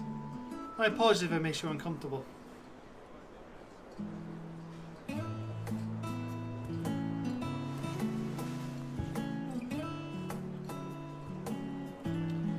Having always traveled alone, I'm admitted not too familiar with such a lively atmosphere, but I do not mislike it.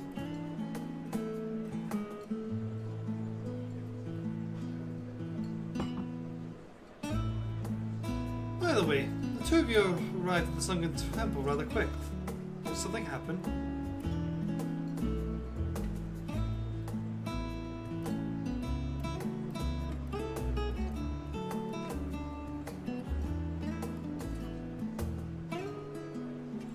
Well, as pleasant as it's been, this past time we returned to the annex. The paperwork for this commission isn't going to complete itself, alas.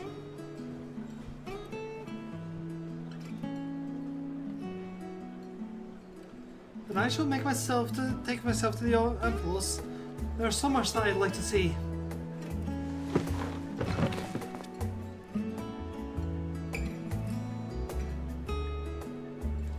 And I believe I'll go for a walk nearby. It's getting a little warm in here.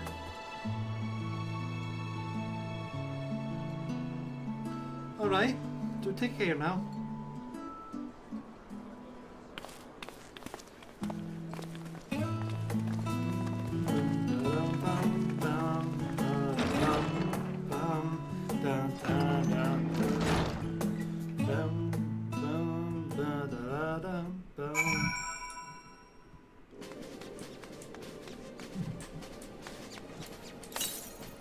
Yeah, I don't need that anymore. Okay, thank you.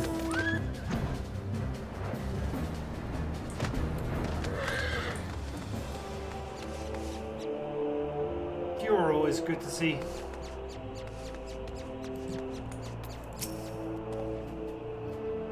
Oh, Relina. It's pleasant, isn't it? The smell and sounds of travel. It makes one feel alive.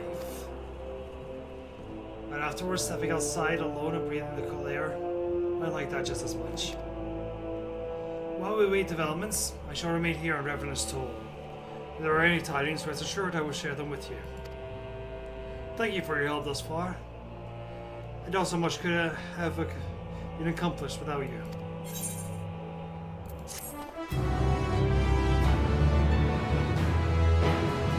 Hey, Captain. How are you doing? You have indeed arrived at speedrunning, couch slaying. Oh, greetings, Relina. If you come to ask about developments on our Fountain Realm investigation, your timing couldn't be better. A short while ago, I received word from Granatia. He and Kryoff have completed the preparations of Charlian and are ready to resume field work. Even as we speak, make their way hither. Let's wait for them together, shall we? How are you doing, Cap?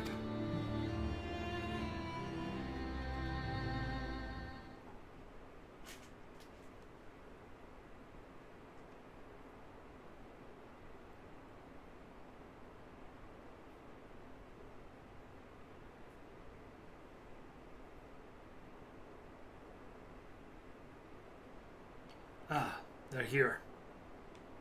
Ah, there they are. Oh, Graha.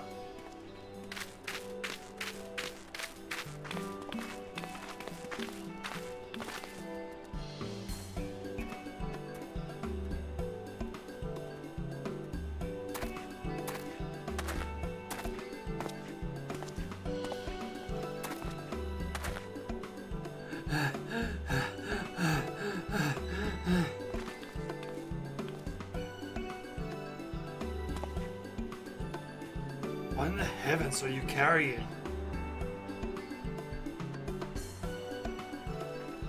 This, my friends, is the latest technological marvel to come out of Charlian. I give you the etheric analyzer. Holding a dust, you can take measure of the ambient ether. Whose waveform is then recorded by the etheric transcriber at the back. Let us provide us with the detailed data of the environment, which we can study at our leisure. As you know, the Phantom Realms are hidden by illusions. In order to ascertain their nature, I suggest to Kyle that we record the data with the proper equipment.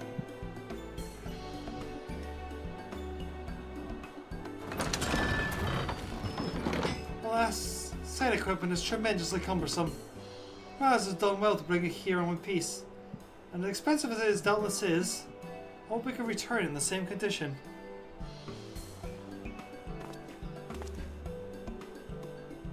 Return it.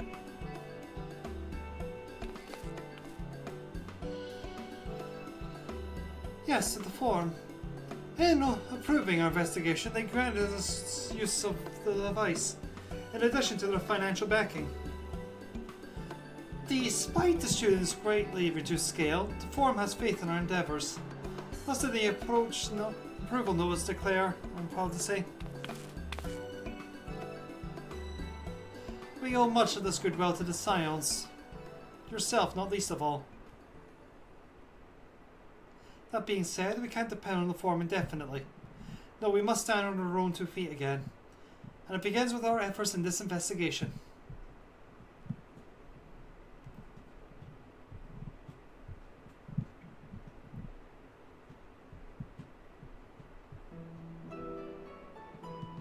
The 12 are meant to be Orzia's guardian deities, yet they seek battle with mankind. What could it possibly be that motivates them?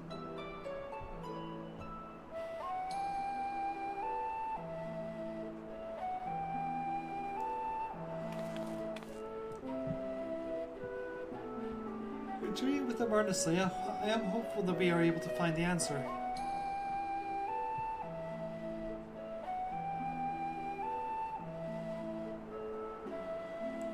Well, we shouldn't keep Snogian waiting.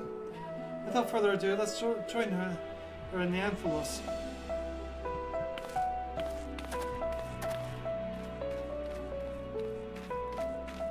Right, dude, I can help with that. Answer stars on me for the tombstones. Ah, but Ori, I am cap on tombstone.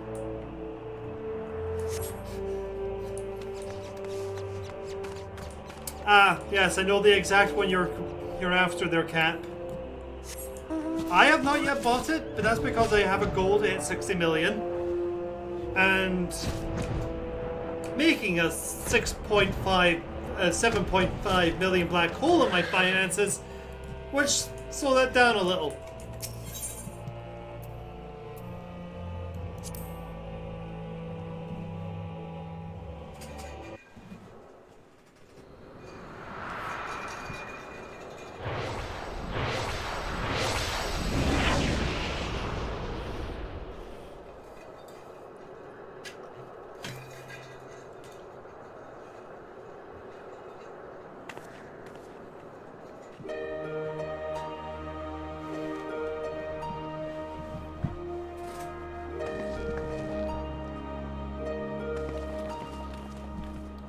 Welcome back.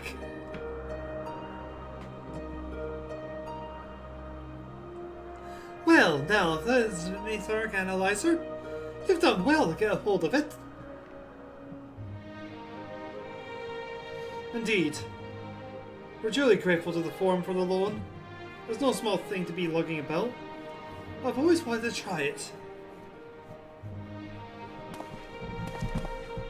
If you are ready, Raha, you may proceed with measuring the ether of the Phantom Realms. Luina, please assist him, will you?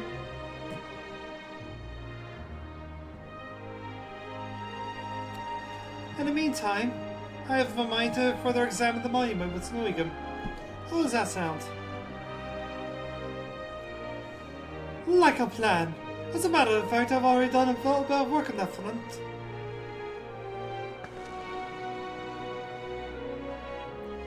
As you previously determined, the monument harbors some manner of magic.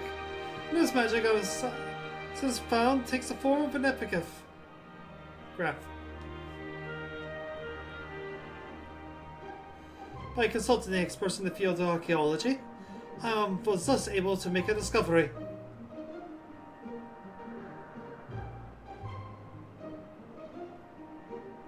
Oh yes, a most startling discovery.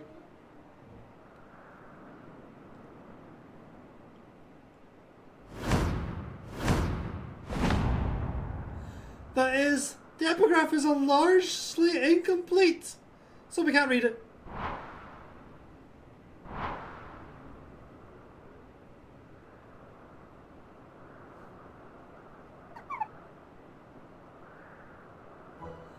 So you didn't make a discovery. Ah, but you see, establishing what one doesn't know is also an important step in research. What a blessing! The language used doesn't appear to be completely unknown. If we can fill in the missing information, it should be possible to make sense of it.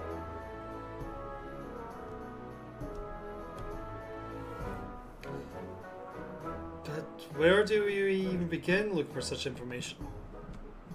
Why, we ask the gods themselves, of course. By giving them the power they desire, we're doing them a favour, are we not? That being the case, I dare say that they were graced with the presence of called. Please, come with me.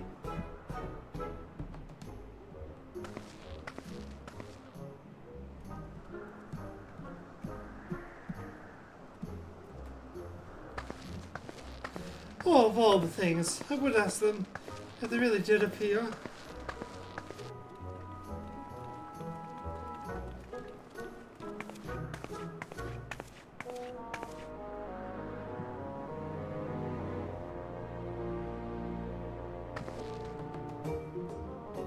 Now, going by astrology, the heaven of earth should be the next to open. And it just so happens I know the perfect incantation for the purpose.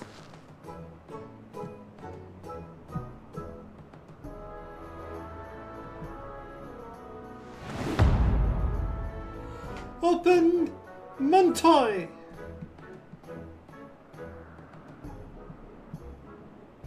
It's a time-honored charm passed down in Gridania, as patron is Nalfakan, where the deity is said to dwell in the heaven of earth. Come, everyone, say it with me.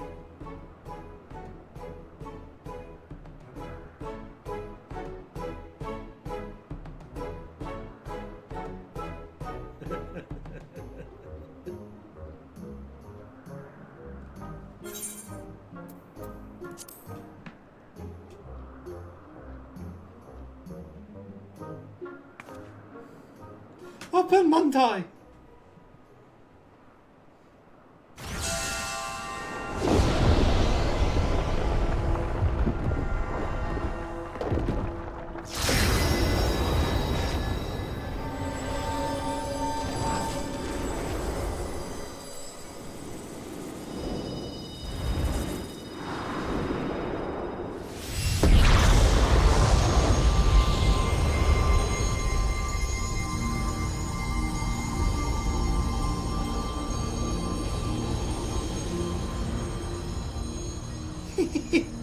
What delightful children you are. I too have desire to speak with you.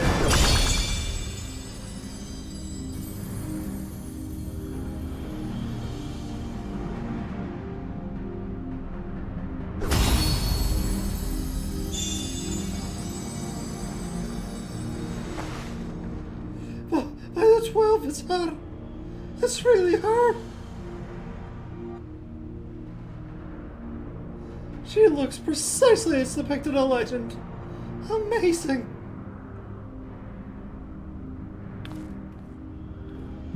This my girl.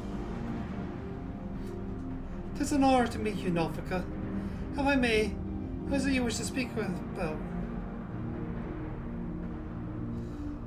You seek to decipher the monument, do you not? Have you faced more of Isabel, I myself included? We shall grant you the key to unlocking the mystery.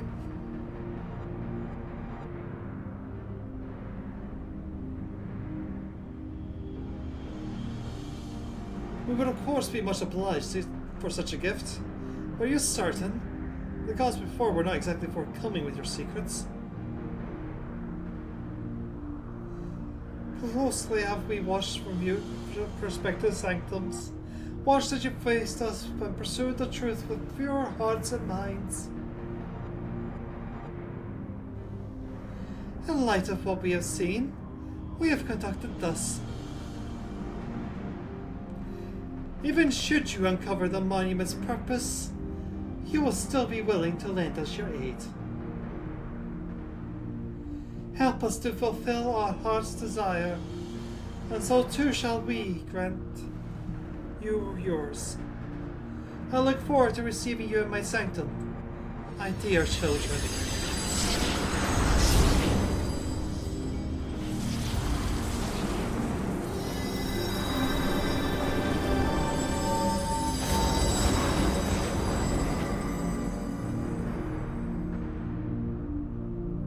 Yeah, she didn't go for the other ones. No. She locked in on Nautical.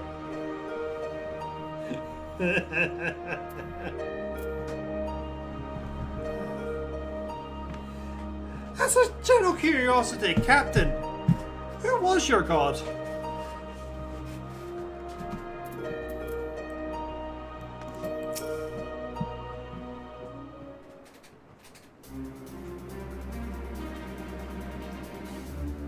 The original plan was to revisit the heavens of lightning and fire.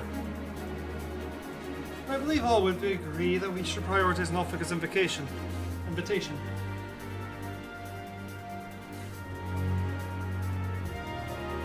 Well, Snowingham, your charm did the trick. The way to another heavens lies open and beyond to the truth of their monument.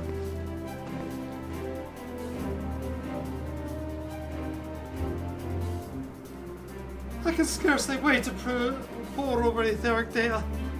Maha, Rolina, I leave it in your capable hands. As for you, Drake, may we rely on your guidance once more?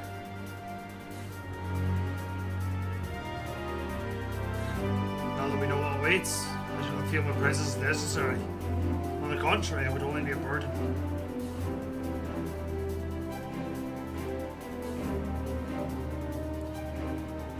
As you wish, of course. We can still count on you to pray for our friends, though, I trust.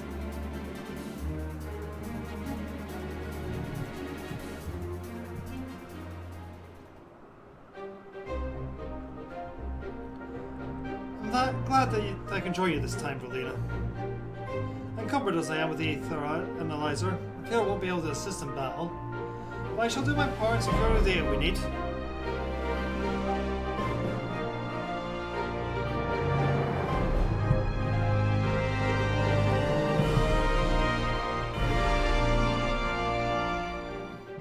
Okay.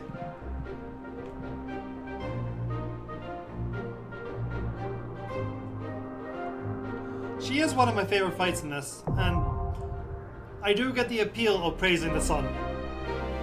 She's a good god.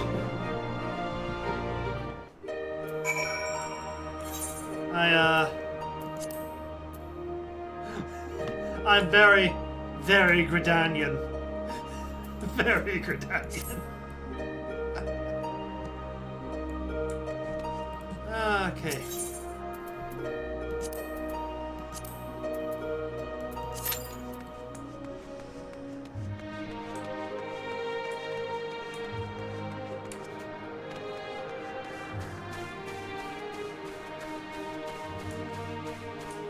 As a book Tachi fanatic, I am required to support the Sun videos.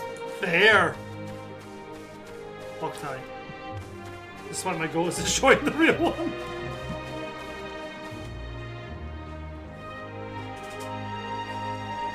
Yeah.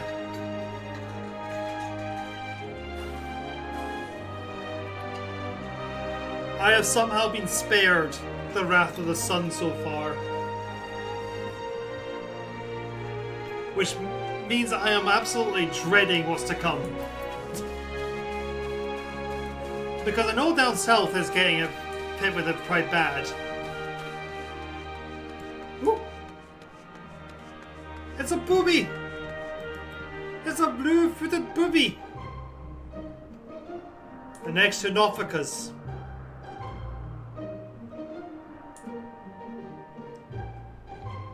They knew what they did.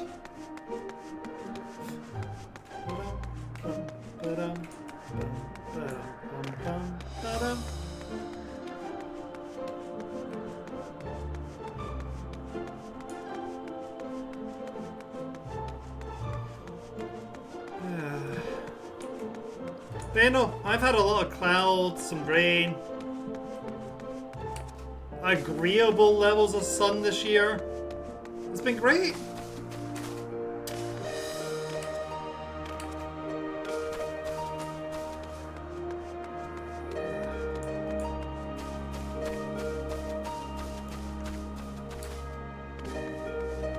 Well, Rival sure has made the fan base act up that past cycle. Yes! Yes, it did. This was quite a moment for me, Kat, because this was the first thing I did that was new to everyone on the server at the same time. I'm pretty sure. No, wait, no. Wait, no. Wait. I might be wrong. I'm trying to think. When did this patch happen?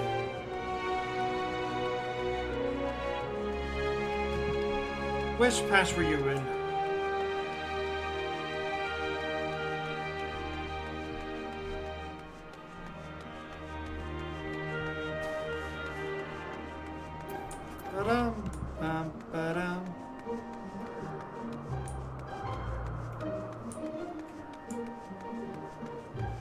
I tell a lie, this was not. My first one was Thalia, the last one. I was always streaming 14 by the time I got to it. And I hadn't finished Endwalker at that point. I apologize, Captain. I do remember the memes. And the spamming of Nothica's teats. All the spamming of Nothica's teats.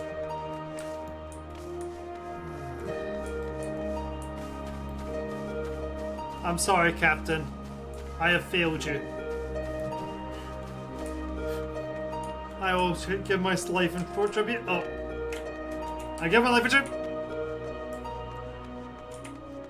Nothica, I need to tribute my life. I lied.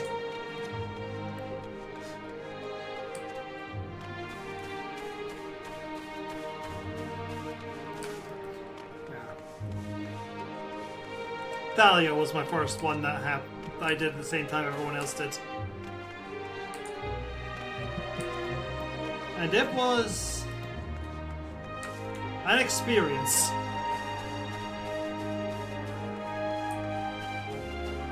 That's what the queue is eating up right now.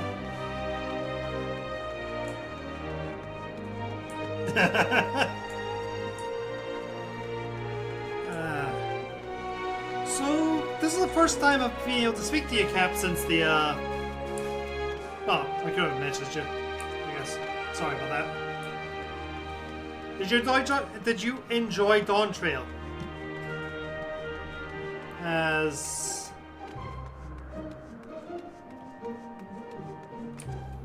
if you're at Solution 9, I'm assuming you're through it.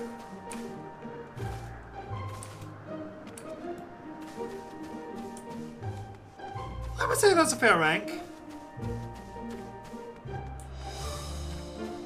I overall enjoyed it as well. I I have like one singular gripe. Well, that spams into like multiple smaller ones, but it's just really minor stuff. The actual gameplay for Dawn Trail was great.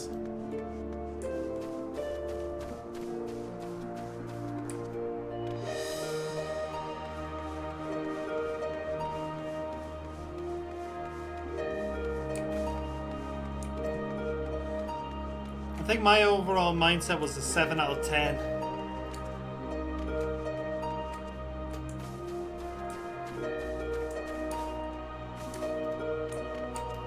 So Shadowbringers reign supreme.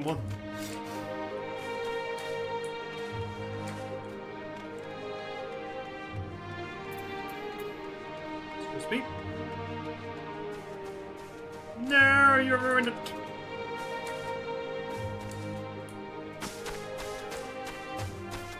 Alright, let's get back up there.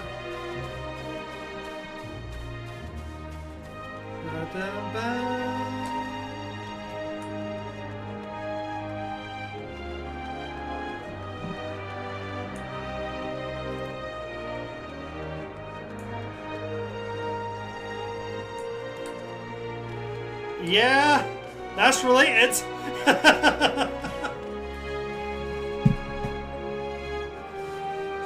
I can message you about it when I'm done streaming. But that's definitely... that's part of it.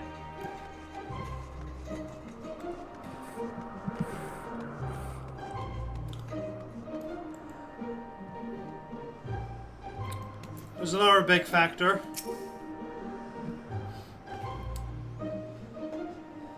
That it goes into.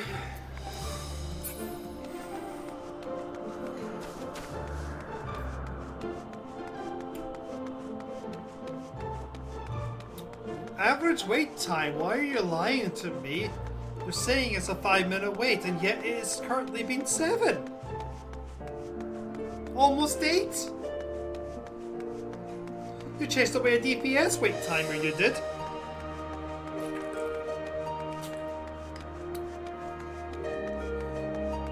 Though if it's slowing down like this, then this will probably be the last thing we do today.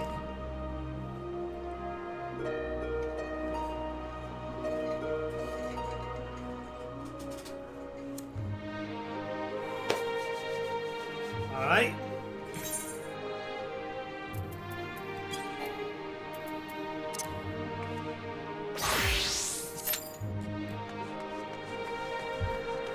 Let's fix that.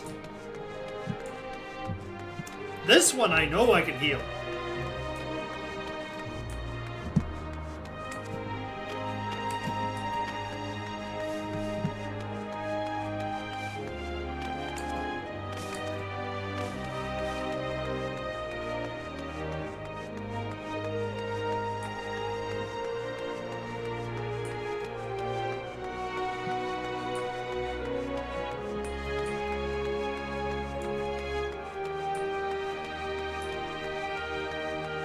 Oh, it is. I do believe we have a bot.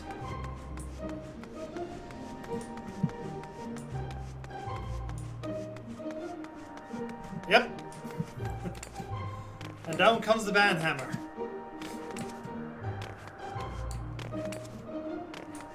They're getting smart about their words. I don't think Bubs can put in a...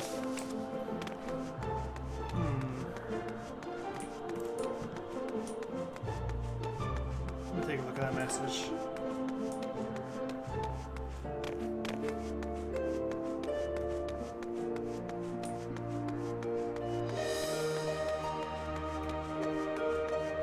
The only thing I can see that be added to the banned terms in that is Jorlim Shop.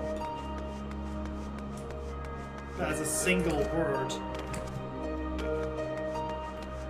I can message about it. I will definitely say the Dawn Trail outfits are really, really nice. This one took a little while to grow on me, but it is definitely doing so. I think I prefer overall the Endwalker one, but I do like this. This is nice. Nice return to classic form. But I absolutely adore this coat. Look at this coat.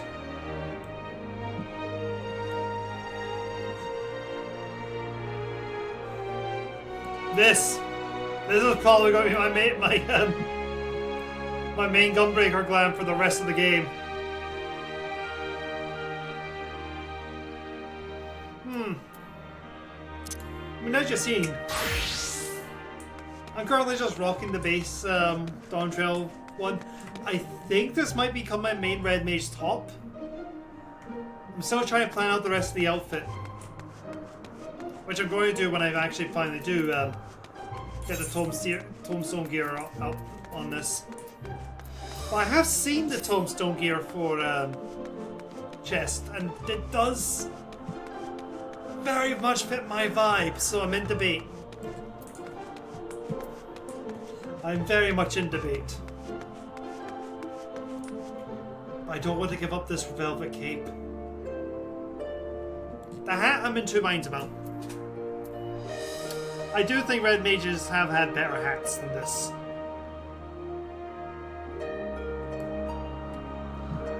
But it is a decent hat for what it's doing.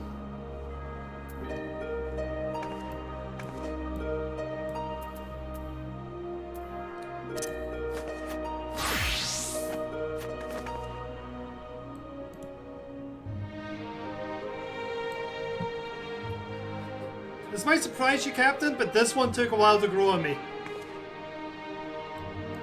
AF hat is way better than Tome hat. Alright. Then I am definitely going to cat that one guy on top.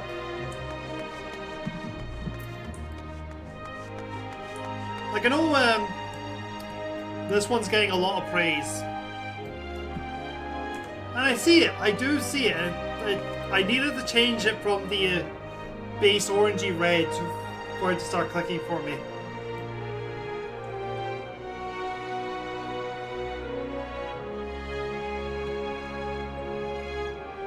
But this goes so good. I also really like the detail you can see in it. You can outright see the grain and the weaving of the fiber on it. Gives a really nice texture.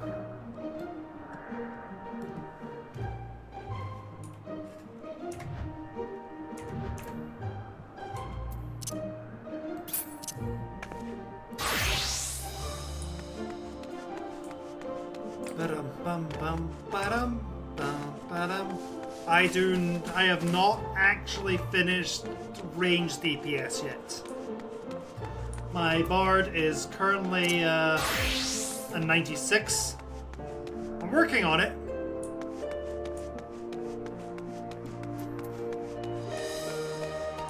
But I've also been trying to do Thalia a lot recently to get the maiming top.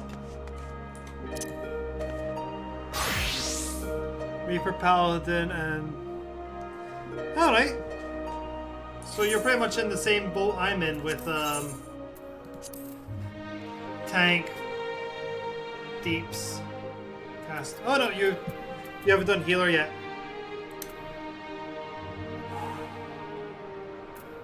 So on the job quests for Dawn Trail, melee DPS is the one that I enjoyed the most, but the healer one is the one I found the most funny. And especially fitting the vibe they were clearly going for.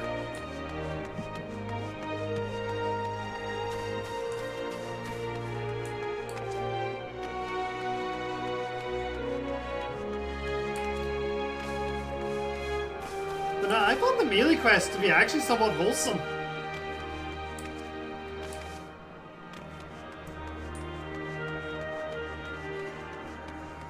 And I was very happy that it was Samurai that I just chose to be my melee DPS for main DPS for that run.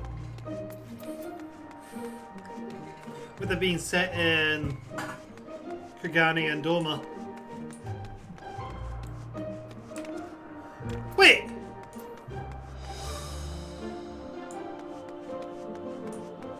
Did it just pop and leave me behind? For shame.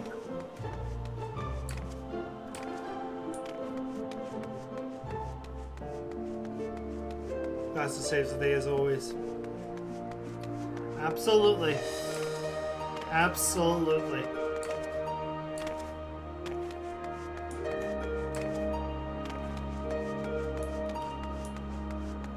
Why did I just readjust mine?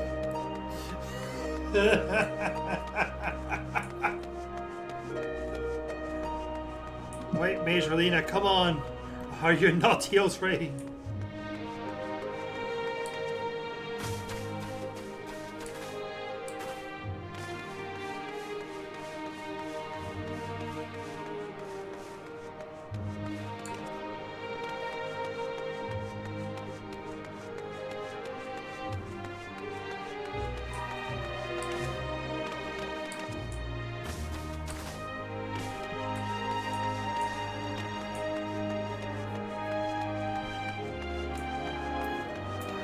This is somewhat where the bad side of things, so it's going to rear up. Because I'm fairly sure most of the people who can run Eurosphene are all over there doing Aglia over and over and over again. Today was a somewhat slower day for me on Q as well, except for air. The area that was instance present 1 millionth Praetorium drawn. So the MSQ roulette will only ever give you one of 3 options.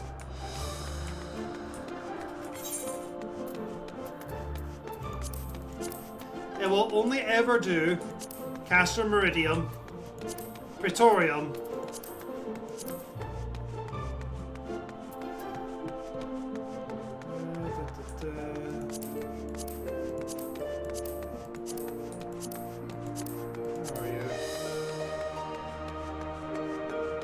there. Or the ultimate weapon. It will only ever give you one of those 3.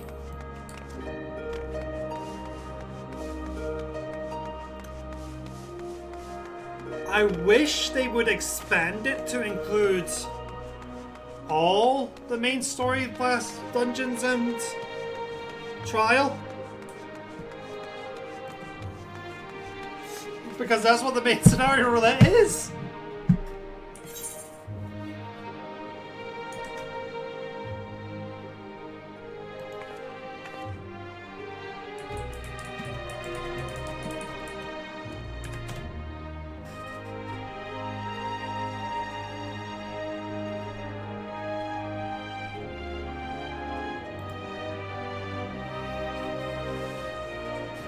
Yeah, like Cap said.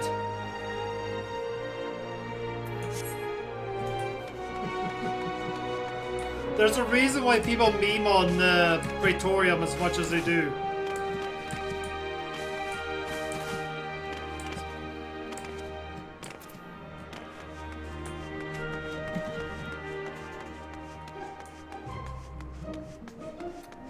To make it even worse for Yori, there was a time when that ultimate weapon fight was once a part of Praetorium, so there was once only 2 things in it.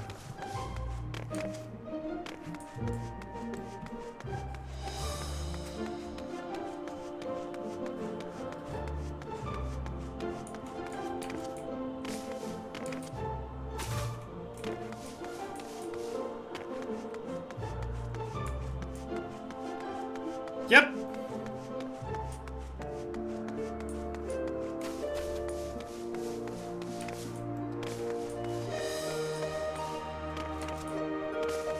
I recommend you do your dailies, do your roulettes once a day. and build up your tombstones. Do not grind out your tombstones. Just do each roulette and it'll come up.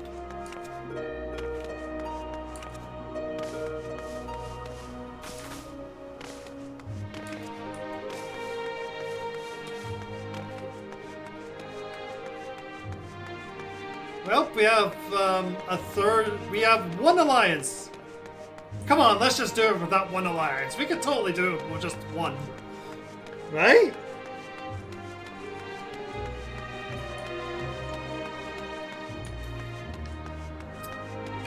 Debatable, considering I don't even know the tank is still actually there.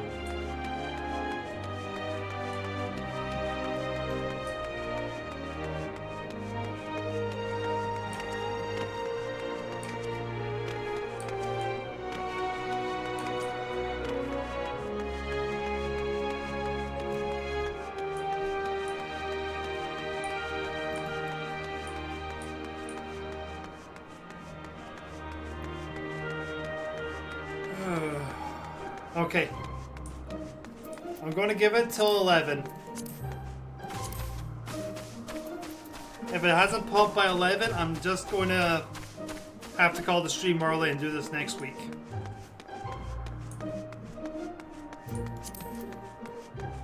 Because if it hasn't popped by then, we'll be waiting for half an hour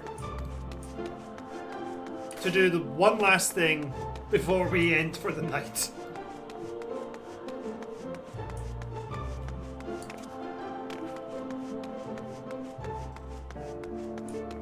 Oh, that's right, the bread run as well. Yeah, that was...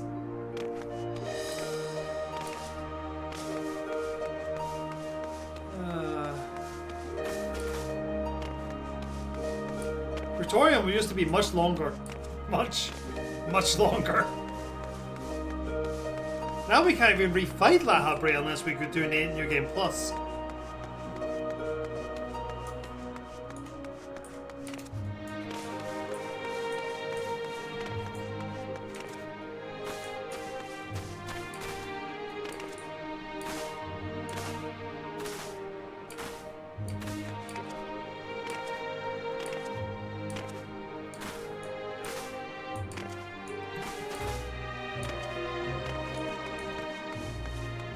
But yeah, I wish they would expand main scenario to include things like Thornton,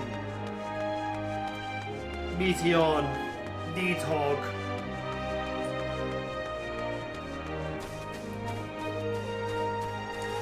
Like, just make it stuff you would come across in the main storyline.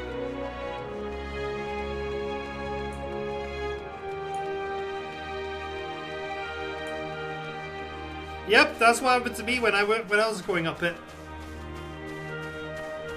The first time I ever fought La Habrea was on stream.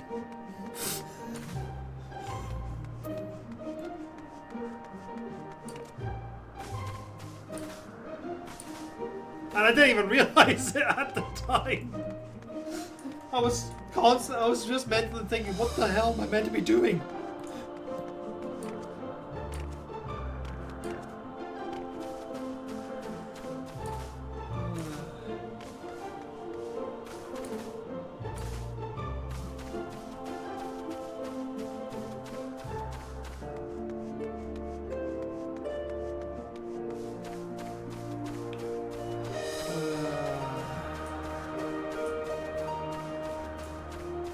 Oh, La Habrea.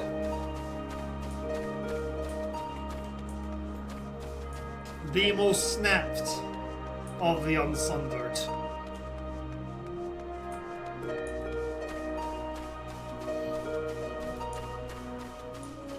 Like, all three of them were snapped in different ways, don't get me wrong.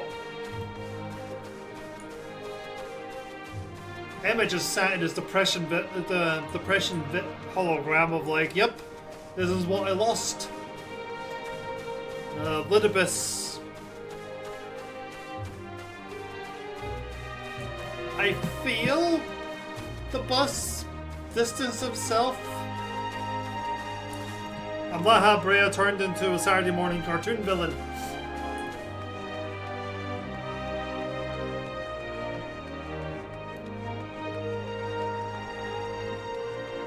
Yeah, some people just don't wait. Ooh! We have all tanks now. Have still a third of the DPS needed.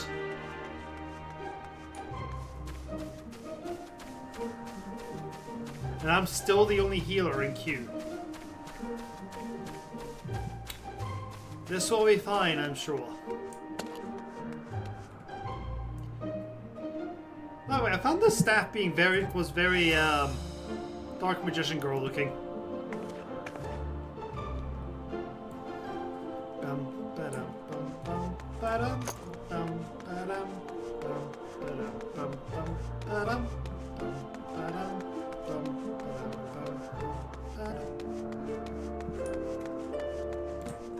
Bell.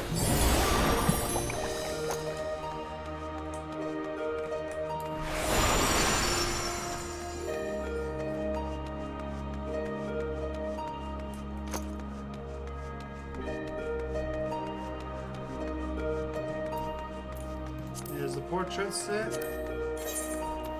Yeah, it is.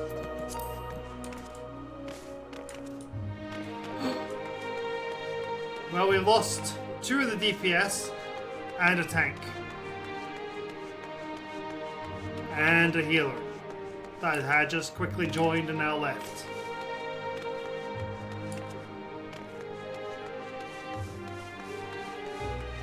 I'm getting the impression that either it popped again for another group, or they took one look at the wait time and went, let's just do this another day, and left.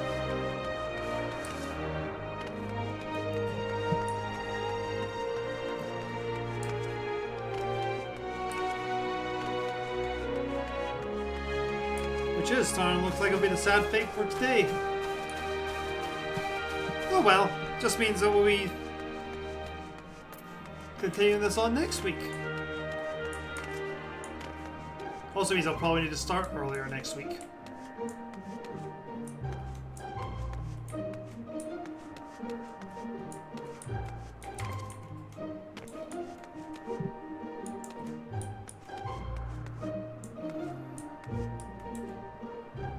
I'm even going to take a penalty B.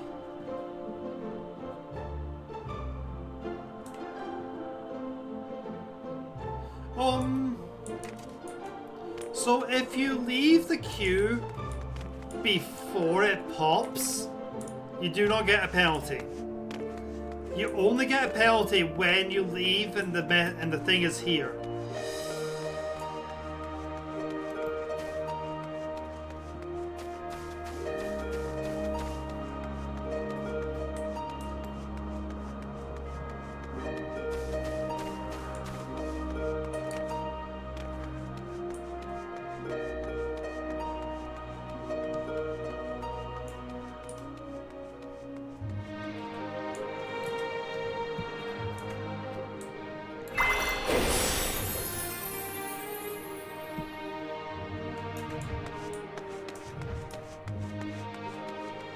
I love my rain. I love my white light wings.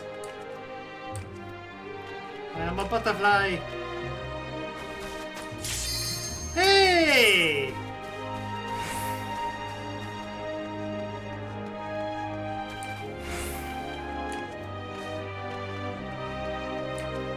There we go.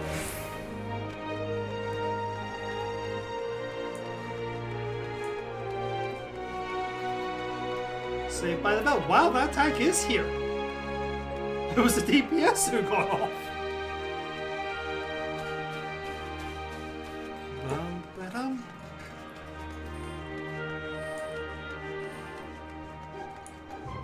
Bum, ba-dum.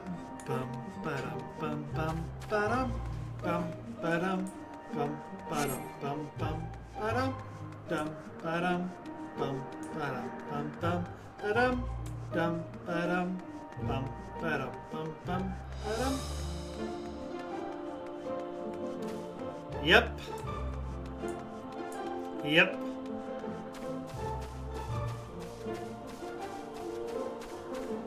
Alright. We're back on the counter. 2 minutes. Will it pop again in 2 minutes? Highly unlikely.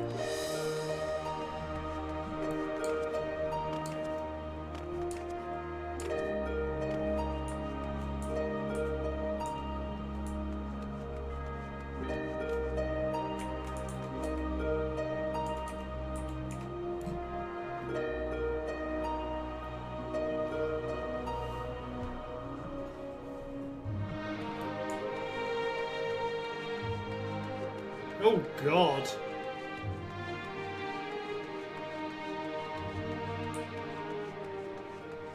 The tanks are out.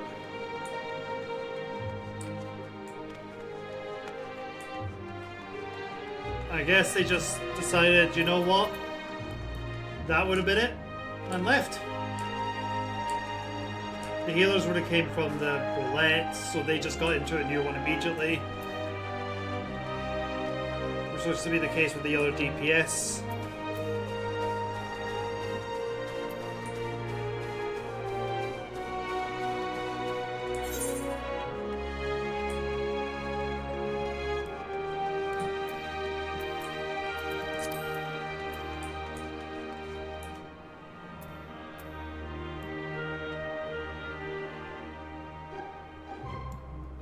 Ba-dum, bum, ba-dum, bum, bum, ba-dum, bum, ba-dum, bum, bum, ba-dum, dum, ba-dum, bum, ba-dum, bum, bum, ba-dum, bum, ba-dum, dum, ba-dum, bum.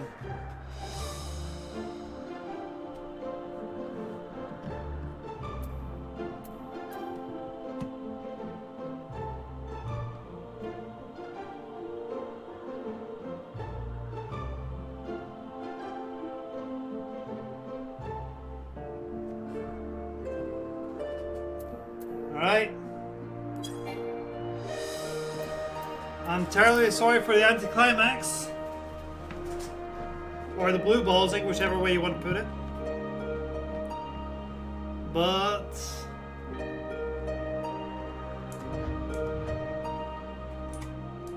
that's going to be streamed for tonight. I hope everyone enjoyed themselves and look forward to the next bit.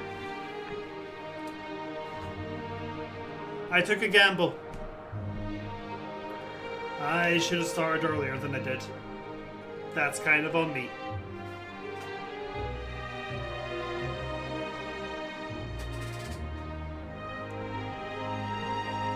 Let's see. Do I send you off to Tom, who's going to be going for a fair bit longer to look for a shiny Quagsire, or do I send you to Mecha, who's probably going for 1 more hour?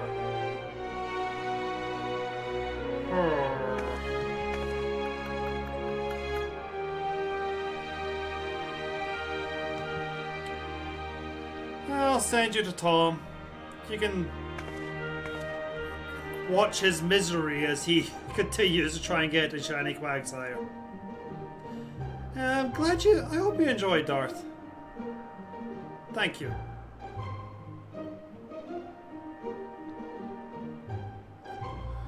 But until next time, next Monday, we'll be resuming this. And we'll fight more gods. And just continue to add up to my tally of the gods I have slain.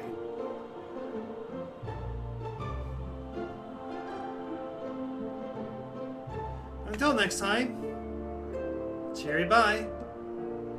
Cheery, cheery. Cheery bye.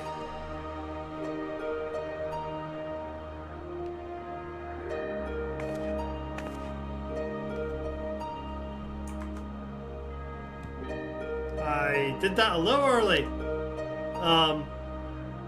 There we go.